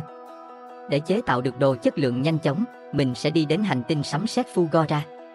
Hành tinh này rất giàu tài nguyên, là nơi thích hợp nhất để có thể xây nhà máy chế tạo đồ chất lượng với số lượng lớn. Nhanh chóng mình đã đặt chân đến Fugora, cũng lâu lắm rồi mới có dịp quay lại đây. Mọi thứ vẫn y như cũ. Cái bãi phế liệu mình khai thác đã gần cạn rồi, có lẽ phải tìm các bãi phế liệu khác giàu hơn để có thể xây dựng và chế tạo đồ chất lượng. Cách đó không xa, mình phát hiện được một bãi phế liệu có sản lượng lên tới 50 triệu. Ok, đánh dấu để đó, tìm xem còn bãi phế liệu nào khác không. Mình cũng phải bay lượn vài vòng để mở rộng bản đồ xem còn vùng đất nào rộng lớn hơn, hay bãi phế liệu nào to hơn để tiện cho việc xây dựng một căn cứ mới. Có rất nhiều làng mạc bỏ hoang xung quanh đây, nhưng sản lượng bãi phế liệu thì rất nhỏ, chỉ vài trăm nghìn. Mình để ý thấy một điều là những bãi phế liệu lớn không nằm trong các làng mạc mà nó nằm ở một mỏm đất rất nhỏ.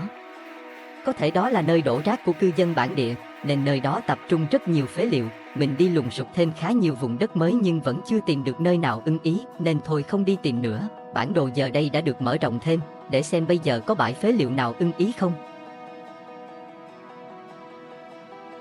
Bãi này 7.9 triệu, nhỏ quá. Bãi này 38 triệu, ok được nè.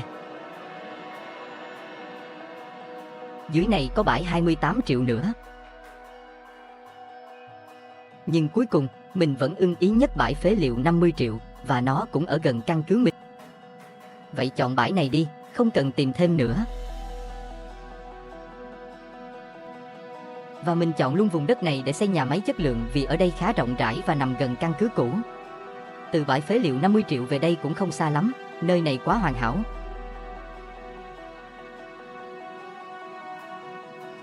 Đầu tiên mình cho đặt các cột điện, trạm robot và cột thu lôi xung quanh. Muốn xây nhà máy lớn thì phải quy hoạch trước như vậy, để sau này xây sẽ không bị lệch nhà máy. Về điện thì mình cho xây một khu vực thu lôi tại đây, nó sẽ cung cấp đủ điện cho toàn nhà máy. Ở đây mình sử dụng cột thu lôi lớn thay cho cột nhỏ, để nó che phủ rộng hơn và tạo ra hiệu suất điện năng nhiều hơn.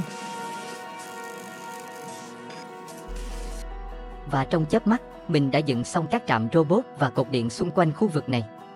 Đây sẽ là nơi đặt nhà máy làm đồ chất lượng.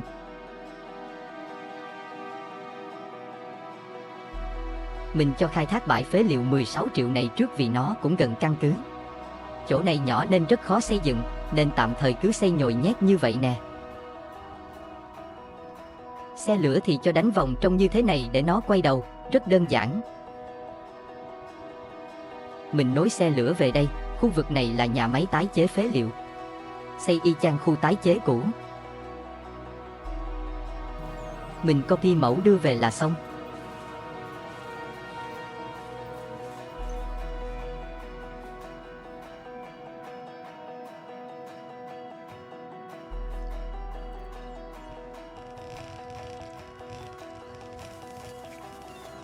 Sau khi xây xong mình sẽ thay đổi một số thứ để chuyển nó qua làm đồ chất lượng.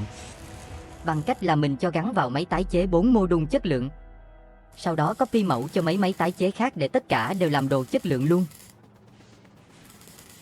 Các tay máy lấy đồ cũng chỉ lấy toàn đồ chất lượng cấp 2 trở lên. Ok, bây giờ cho xe lửa vận chuyển phế liệu về xem nhà máy hoạt động thế nào nha.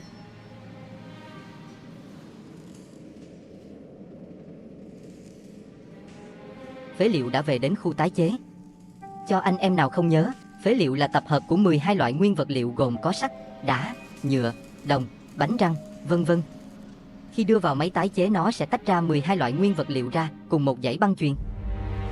Mình đã thiết lập cho băng chuyền đưa các nguyên vật liệu này về đúng kho chứa của nó. Mỗi nguyên vật liệu đều có 8 kho chứa và những món đồ chất lượng đầu tiên đã vào hòm chứa. Từ đây robot nó sẽ vận chuyển các món đồ này đến đúng các nơi yêu cầu. Khu tái chế ok rồi nha. Nhưng để mình mở rộng kho chứa ra thêm để cho nó chứa được càng nhiều càng tốt. Ok, như vậy là xong. Rồi mình cho xây thêm 2 khu giống như vậy nữa, đảm bảo không thiếu đồ chất lượng. À mà xây thêm một khu nữa là 4 khu đi, cho nó chẳng. Vậy phải xây lại đường ray luôn. Cần cù bù siêng năng. Như vậy là 4 khu tái chế đã hoàn thành. Đẹp xuất sắc, anh em muốn lấy bản thiết kế khu tái chế thì mình để link ở phần mô tả nha. Với 4 khu nhà máy như vậy thì có một xe lửa vận chuyển sẽ không đủ.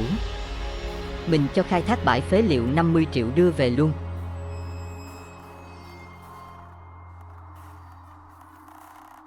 Chỗ này cũng nhỏ như bãi kia, nên không biết đủ chỗ đặt xe lửa không. May quá vẫn đủ 3 toa. Ok, giờ nối đường ray về thôi.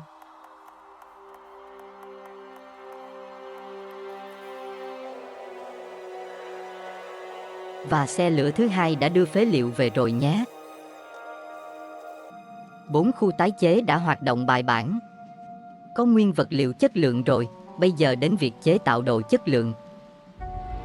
Nói thật mình đã thử nghiệm rất nhiều kiểu nhà máy làm đồ chất lượng nhưng kiểu nào cũng không thể cho ra được một món đồ chất lượng cao được. Cái nhà máy anh em đang xem là một mẫu nhà máy thất bại. Về lý thuyết thì nó vận hành đúng, nhưng xác suất để cho ra là một món đồ chất lượng cao thì rất thấp. Để giải thích cho anh em dễ hiểu hơn, đồ chất lượng nó sẽ ra theo xác suất như bảng này. Thí dụ, nguyên liệu cấp 1 mà muốn chế tạo ra đồ cấp 5 thì xác suất nó chỉ có 0.01%.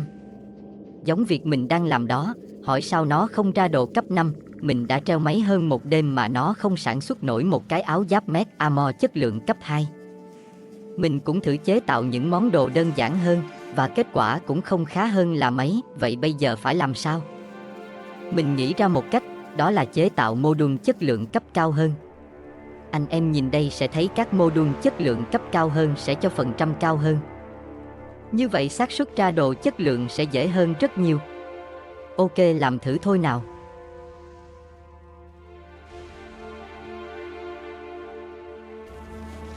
Mình xây nhà máy chế tạo mô đun chất lượng như thế này. Cũng giống mấy nhà máy mô đun kia, khác một chỗ là mình gắn mô đun chất lượng vào mỗi nhà máy để nó có xác suất tạo ra mô đun chất lượng cấp cao hơn. Khi mà không ra được mô đun chất lượng cao, tay máy sẽ đưa vào máy tái chế, nhả ra lại nguyên vật liệu. Máy tái chế mình cũng có gắn mô đun chất lượng, nên xác suất nó nhả ra nguyên liệu cũng sẽ có cấp cao hơn. Cách này có vẻ khả thi. Bây giờ mình đã có những chiếc mô đun chất lượng cấp 3 và cấp 4 đầu tiên. Tuyệt vời. Và cứ như thế, không lâu sau đó, mình đã có rất nhiều mô đun chất lượng cấp 3 và cấp 4.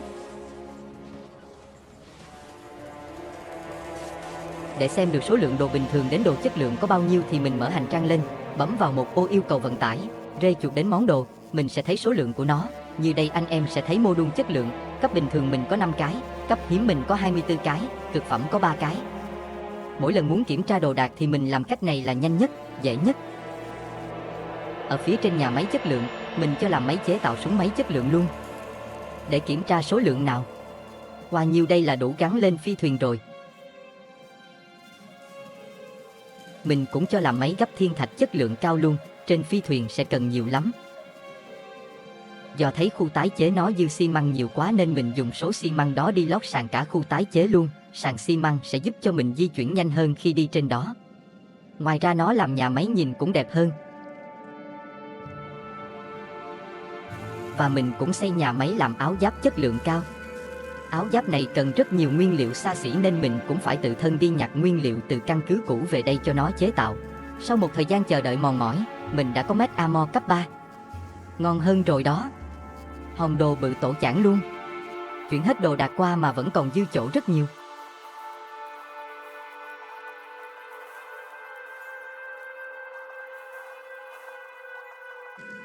Giờ mình sẽ lấy hết súng máy đưa lên chiến cơ AC-130, cũng được hơn 300 cây súng, vậy là đủ rồi. Đi về khu phóng tên lửa và đưa súng máy lên tàu thôi.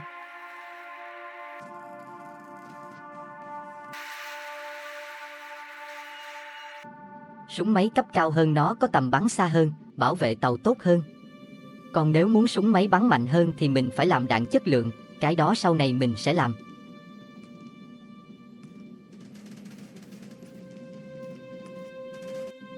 Mình cũng đã cho máy gấp thiên thạch chất lượng cao vận chuyển lên đây. Máy gấp thiên thạch chất lượng cao sẽ có tầm gấp thiên thạch xa hơn, nhiều tay máy gấp hơn, là thứ cần phải có trên phi thuyền nha. Mình sẽ thay thế toàn bộ máy gấp chất lượng trên tàu luôn.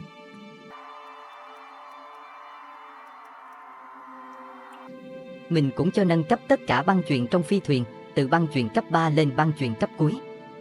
Mình bấm phím Alt với phím U rồi quét toàn bộ phi thuyền, nó sẽ tự động nâng cấp hết các băng chuyền luôn. Có băng chuyền cấp cuối thì việc vận chuyển đạn dược sẽ nhanh chóng hơn, đảm bảo cung cấp đủ cho toàn bộ súng ống trên tàu.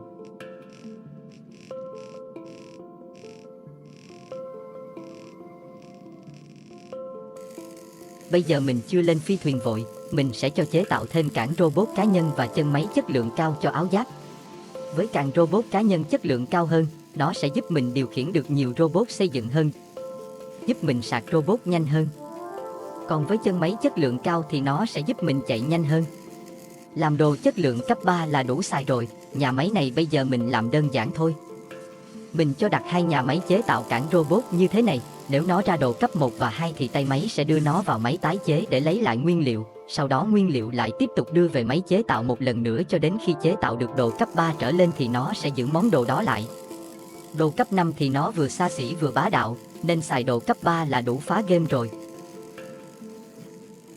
Ở gần đó, mình cho xây máy chế tạo tháp điện Tesla chất lượng cao.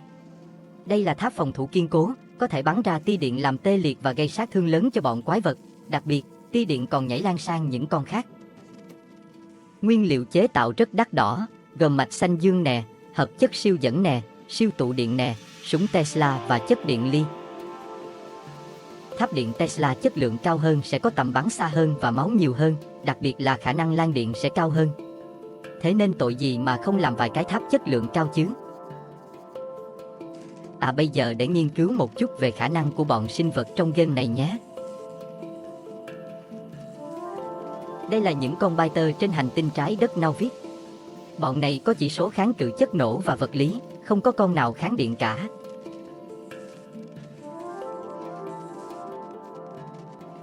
Còn bọn nhện 5 chân ở hành tinh nhiệt đới Gleba thì kháng va chạm, laser và vật lý, cũng không có kháng điện. Còn bọn đông trùng hạ thảo ở hành tinh núi lửa Vulcanet thì bọn nó kháng gần như tất cả, nhưng kháng điện chỉ có 20/20%. Đấy, đây là lý do tháp điện phòng thủ rất bá đạo đấy. Ok, tháp điện bao nhiêu đây là đủ xài rồi nha, cho vận chuyển lên phi thuyền luôn. Bây giờ mình sẽ đặt thêm một khu vực tái chế ở gần căn cứ cũ nữa.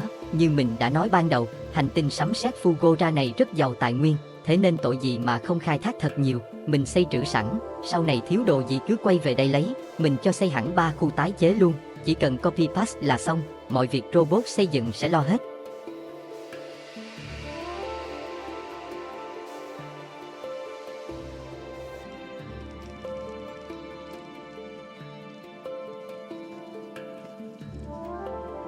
Còn mình sẽ lo việc đi dây điện và xây trạm robot.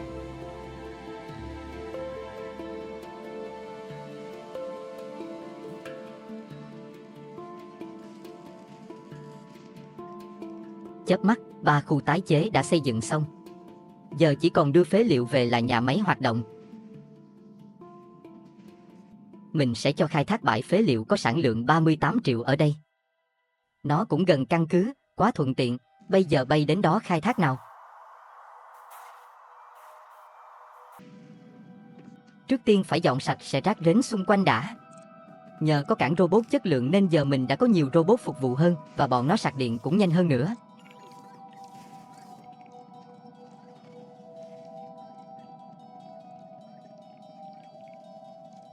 Ok, đẹp trai rồi đó. Rồi đi dây điện bao quanh khu vực này luôn. Gắn cột thu lôi và ắc quy vào để lấy điện. Sau đó xây dàn máy đào.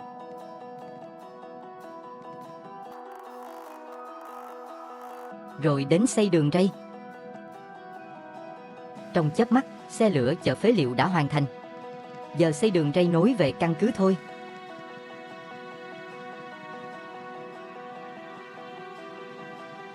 Cũng trong chớp mắt, đường ray đã về đến căn cứ. Bây giờ tàu đưa phế liệu về được rồi. Và phế liệu đã về đến khu tái chế. 3 khu tái chế đã sáng đèn rực rỡ, hoạt động 100% công suất. Mọi sự đều thuận lợi, và như thế, mình chia tay hành tinh sấm sét Fugora một lần nữa. Tất cả mọi thứ đều tốt đẹp như ngày đầu mình đặt chân đến đây.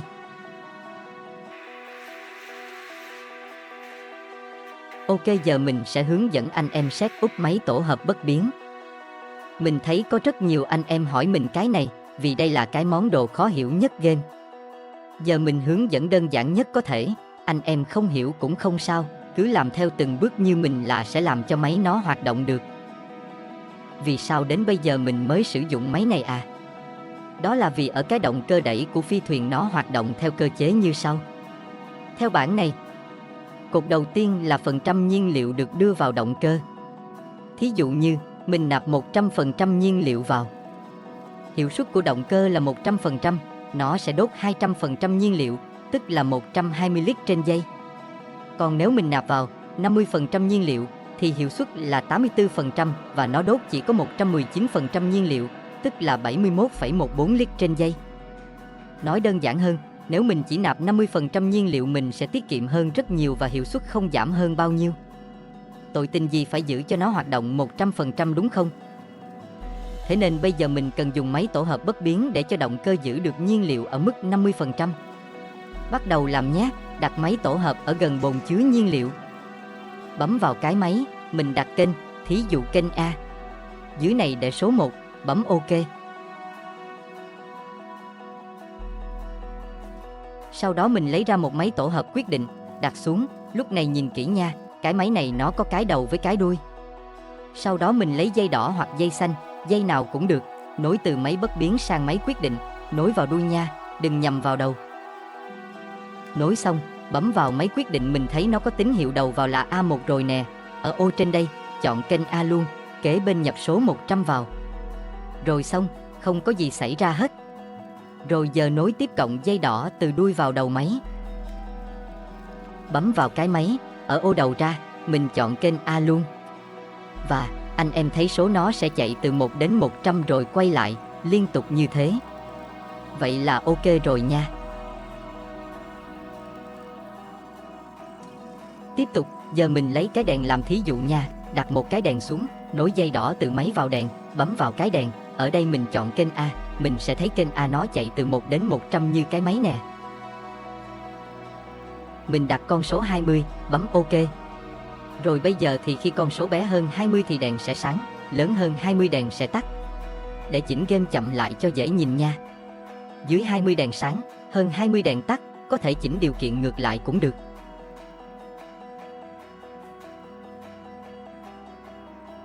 Rồi ok, giờ gắn điện vào máy bơm nhiên liệu nè. Mình đặt điều kiện là lớn hơn 20 là máy sẽ bơm, bé hơn 20 là máy sẽ tắt. Tác dụng của nó là bật tắt liên tục để máy bơm nó sẽ bơm nhỏ giọt, nhiên liệu nó sẽ vào ít hơn, giúp cho mức nhiên liệu đúng dung lượng mình cần.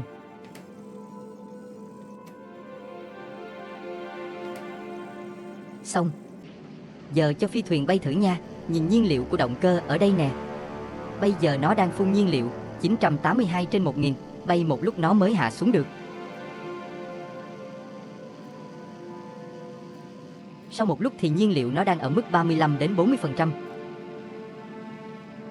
Xem ở bảng này ta thấy hiệu suất của nó vào khoảng 63 đến 71%, nhiên liệu tiêu thụ khoảng 46 đến 54 lít trên giây, như vậy cũng ổn rồi nha.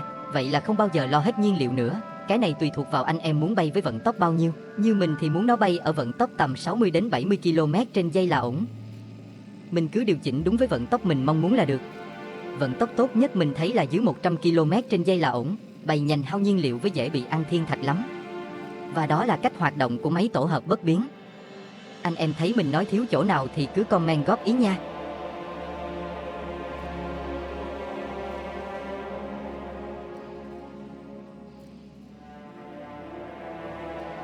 Vừa xong phần hướng dẫn là mình đã bay đến hành tinh Gle-3 rồi. Chuẩn bị hạ cánh thôi. Lần này mình về Gle-3 chỉ có 3 nhiệm vụ. Một là sản xuất thêm sợi carbon mang về, hai là xây lại hàng phòng thủ bằng tháp điện Tesla, ba là mang bình nông nghiệp lên phi thuyền nhiều nhất có thể. Bây giờ đi sửa hàng phòng thủ nào. Mình sẽ bỏ hết hàng súng máy và tháp rocket đi để thay thế bằng tháp điện toàn bộ luôn.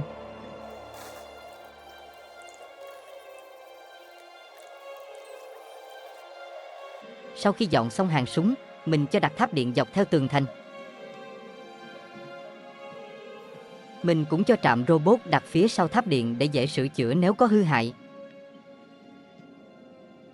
Cứ thế mình xây dựng dàn trải dọc theo tường thành. Và nhanh chóng, hàng phòng thủ bằng tháp điện đã hoàn thành. Căn cứ Gleba hiện đã an toàn tuyệt đối.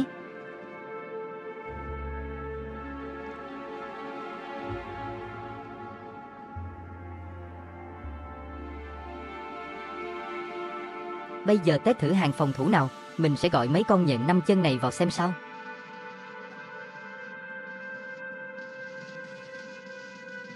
Ái chà chà, con nhện to này không trụ nổi quá 5 giây, hàng phòng thủ ok rồi đây. Mình kiểm tra nhà máy ở Gleba lần cuối rồi mang bình nông nghiệp lên phi thuyền thôi. Kế hoạch tiếp theo sau khi rời khỏi hành tinh nhiệt đới Gleba là mình sẽ đi đến hành tinh băng giá Aquilo để gửi sợi carbon vừa thu thập được, cho làm pháo điện từ. Có pháo điện từ thì chiến cơ AC-130 mới đi hành tinh phân mảnh được. Nhưng sao Aquilo lại mất điện rồi? Đằng nào cũng phải đến đó, rồi tìm hiểu nguyên nhân luôn.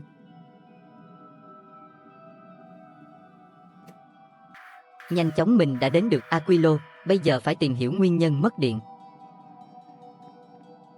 Điện nhiệt hạch vẫn còn nhiên liệu. Điện hạt nhân cũng còn nhiên liệu luôn. Vậy tại sao mất điện? À, đây rồi, pin urani bị kẹt trong máy phát điện hạt nhân. Do thùng chứa bị đầy rồi, ok đơn giản thôi mà. Chỉ cần lấy pin urani ra là xong. Để dời máy phát điện hạt nhân sang gần máy phát điện nhiệt hạch cho dễ quản lý. Giờ Aquilo đã hoạt động trở lại. Chip lượng tử cũng đang được sản xuất, mình đã cài module chất lượng cấp 5 vào toàn bộ máy chế tạo pháo điện từ. Nhưng do cài quá nhiều module chất lượng làm tốc độ sản xuất cũng rất chậm. Nên mình quyết định xây lại nhà máy làm chip lượng tử. Mình cho xây 8 nhà máy làm chip lượng tử. Không nhớ mình đã có chỉ anh em chiêu này chưa? Đó là đi 2 băng chuyền trên cùng một hàng. Bằng cách là mình cho băng chuyền ngầm đi như thế này. Sau đó mình chọn băng chuyền ngầm loại khác cũng đi trên cùng một hàng với băng chuyền ngầm lúc đầu luôn. Như vậy là 2 băng chuyền sẽ đi cùng một hàng mà không bị rối vào nhau, tiết kiệm diện tích. Bây giờ cho các tay máy vào đúng vị trí. Ở đây mình dùng tay máy đỏ nha vì còn phải đi ống nhiệt nữa. Bước cuối cùng là đi các ống nhiệt vào giữa các tay máy đỏ là nhà máy chip lượng tử đã hoàn thành.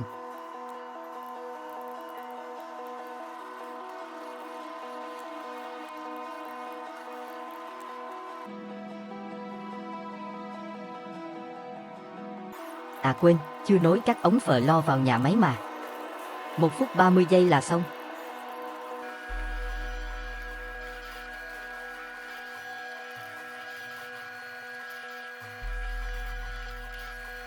Ok, bây giờ nhà máy chip lượng tử đã hoàn thành. Mình có để bản thiết kế nhà máy ở phần mô tả, anh em cần thì vào lấy nhé. Tiếp theo mình xây nhà máy làm pháo điện từ, xây đơn giản thôi. Cho thùng xanh đặt giữa 2 nhà máy để robot vận chuyển đến là được rồi. Không quên gắn các module chất lượng vào để có pháo chất lượng cao. Vậy là xong. Copy ra thêm 2 nhà nữa để nó sản xuất nhanh hơn. Đợi một tí là mình sẽ có đầy pháo điện từ nhé.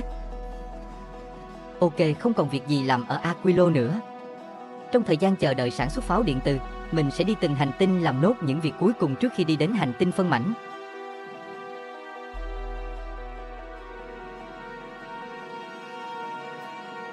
Mình sẽ đến hành tinh núi lửa Vulcanet trước. Ở đây mình còn một việc chưa làm, đó là xử lý con đông trùng hạ thảo lớn nhất. Vừa bước xuống, mình nhanh chóng đi lấy đạn và vũ khí chuẩn bị đi diệt con trùng. Mở bản đồ lên xem nào. Đây là khu vực của con trùng nè. Lần này mình sẽ dùng pháo điện từ để hạ gục con trùng. Muốn xài được pháo thì phải kéo dây điện đến đó.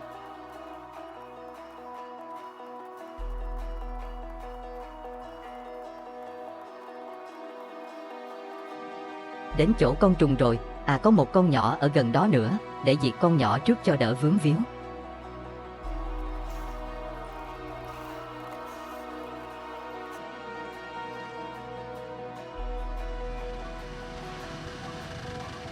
Ok, con nhỏ đã banh xác, giờ đến con to này. Mình phải lừa nó vào hàng pháo chờ sẵn. 12 pháo là đủ tiêu diệt nó rồi. Rồi xây súng máy lừa nó vào trận địa. Mình sẽ dùng súng máy làm mồi nhử cho pháo xử lý. Nó chuẩn bị vào rồi.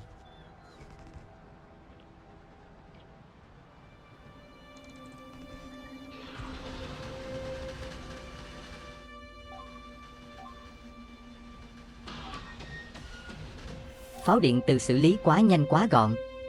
Như vậy là nhiệm vụ trên hành tinh núi lửa Vulcanet đã hoàn thành xuất sắc. Chưa kịp ăn mừng chiến thắng thì tại Novik, bọn bọ đã bao vây và đánh phá căn cứ, thiệt hại rất nghiêm trọng. Có lẽ mình nên về lại Novik chào tạm biệt bọn bọ một lần cuối cùng.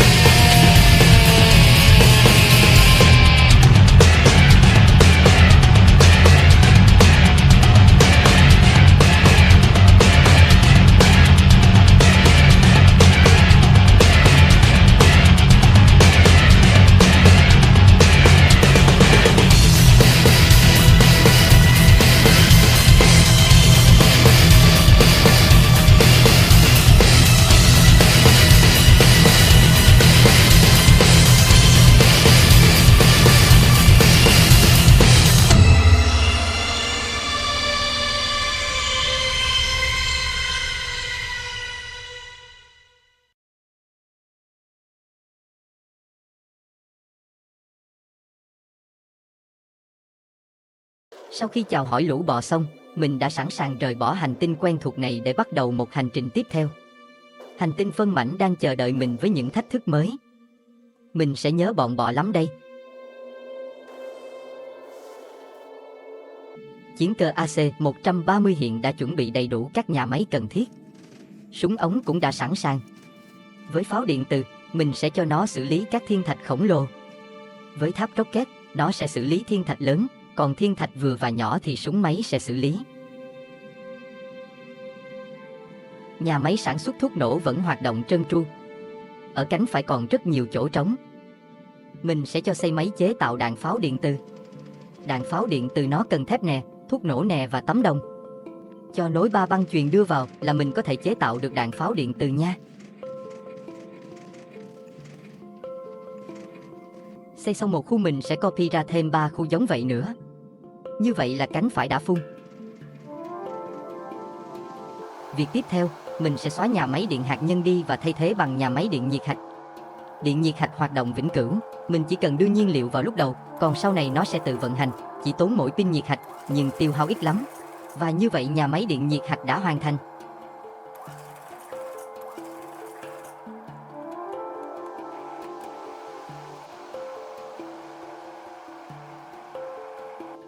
Mình đi đến Aquilo chuẩn bị xuất phát thôi.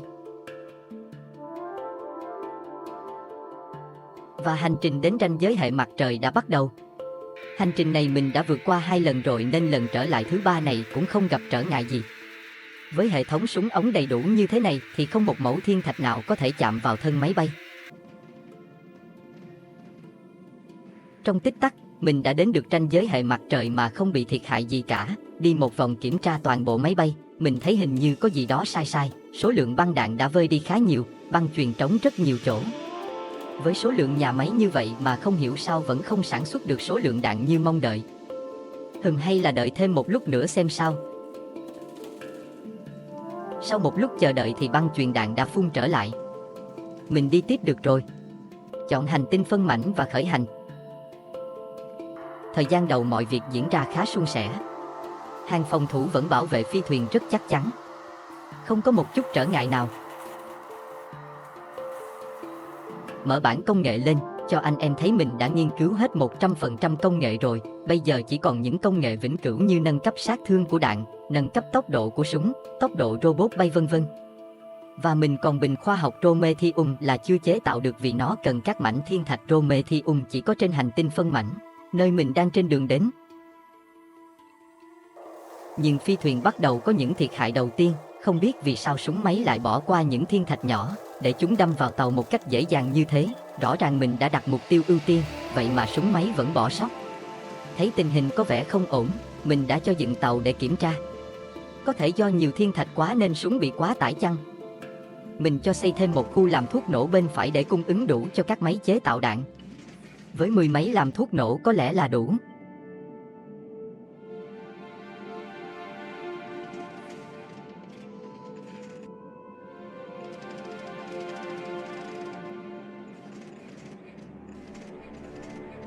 Sau khi xây dựng xong khu thuốc nổ, mình cho tàu khởi hành trở lại. Nhà máy thuốc nổ có vẻ không vấn đề gì.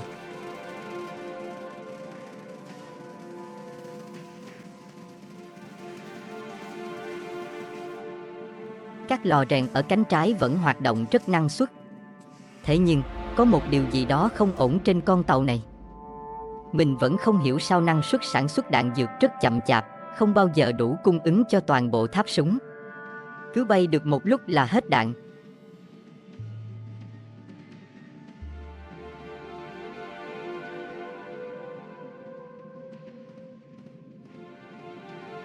Và mình đã đạt thành tựu bay được 60.000 km đến hành tinh phân mảnh. Có lẽ đây là nơi xa nhất mình có thể đi.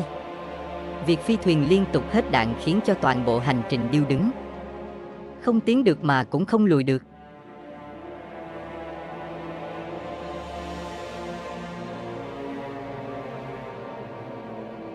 Và rồi cánh trái đã bị thiệt hại nghiêm trọng, không cách nào có thể phục hồi được nữa. Con tàu bắt đầu nhận thêm nhiều thiệt hại từ mọi hướng. Như vậy là con đường đi đến hành tinh phân mảnh đã khép lại một lần nữa. Quá đau đớn. Con tàu mất 4 đêm để chế tạo mà bay chưa đến 4 tiếng đã tan tành xác pháo.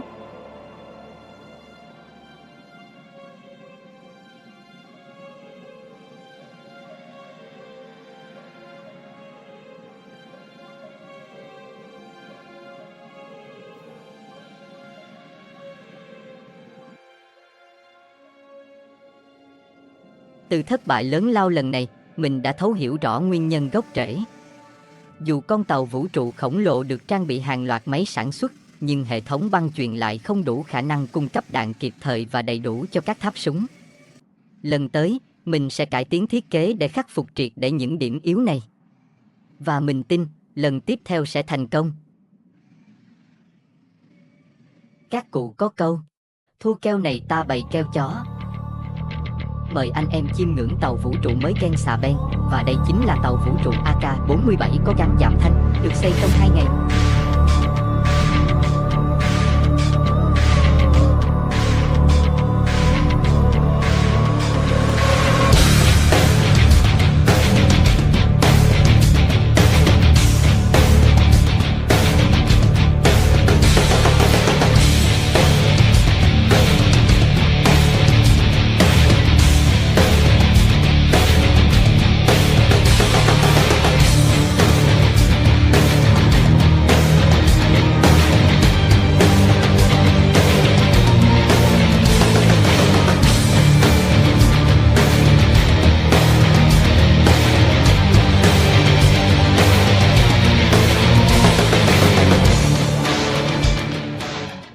Ở phần đầu, mình cho tập trung toàn bộ tháp súng lên đây. Tháp súng ở đây đương nhiên đều là đồ chất lượng cấp 4 và cấp 5 nha. Sau khi đi du hành ở đây một thời gian, mình nhận ra các thiên thạch sẽ tập trung ở phía trên rất nhiều. Nếu mình có đầy đủ hỏa lực ở phần đầu thì sẽ bảo vệ được toàn bộ con tàu ở phía sau. Thiên thạch hiếm khi bay ngang từ thân tàu, nhưng mình cũng phải có vài tháp súng bảo vệ cho yên tâm. Thân tàu là nhà máy sản xuất đạn, rocket và đạn pháo điện từ. Tất cả mình đều gắn mô đun tốc độ để nó sản xuất đạn nhanh nhất có thể.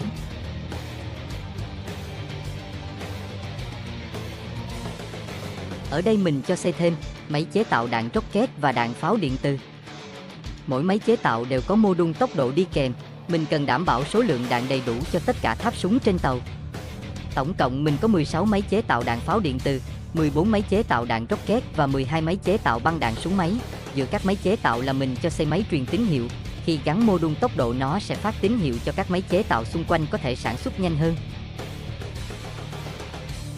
Việc sắp xếp và vận hành băng chuyền để vận chuyển nguyên vật liệu và đạn dược trên con tàu này là một thử thách lớn do diện tích hạn chế. Tuy nhiên, nhờ nắm vững các mẹo nhỏ, mình đã làm chủ được công việc này, giúp mọi thứ diễn ra suôn sẻ và hiệu quả. Mình vẫn cần lắp thêm 1 đến 2 tháp rocket ở khu vực thân tàu để đảm bảo khả năng phòng thủ, giúp bảo vệ toàn bộ khu vực xung quanh hiệu quả hơn. Thỉnh thoảng vẫn có vài viên thiên thạch nhỏ bay ngang như thế này đây. Ở khoang hàng hóa, mình dự trữ than rất nhiều vì than dùng để chế tạo thuốc nổ, rất cần thiết. Mình có thể dùng thiên thạch chế tạo than nhưng sẽ rất chậm, nên mang theo dự trữ sẽ tốt hơn.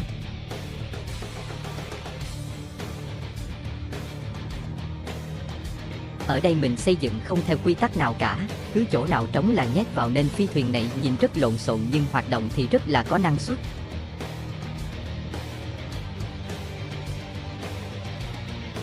Mục tiêu chinh phục hành tinh phân mảnh không còn quá xa vời nữa. Nhưng thay vì đi ngay, mình quyết định để dành trải nghiệm này cho một hành trình khác, nơi chúng ta sẽ khám phá những thách thức độc đáo mà nó mang lại. Hành trình chinh phục vũ trụ dài hơn 1.000 ngày trong Factorio hay A đã chính thức khép lại. Đây không chỉ là một chuyến phiêu lưu đầy thách thức mà còn là cơ hội để mình thử thách tư duy, khả năng lập kế hoạch và sức sáng tạo trong việc xây dựng đế chế công nghiệp trên khắp các hành tinh.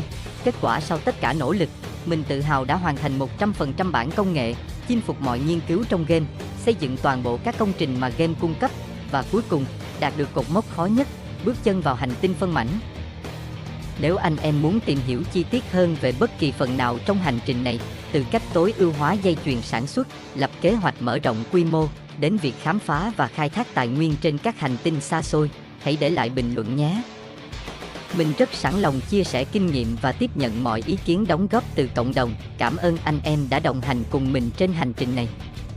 Và hẹn gặp lại anh em ở những thử thách mới trong tương lai.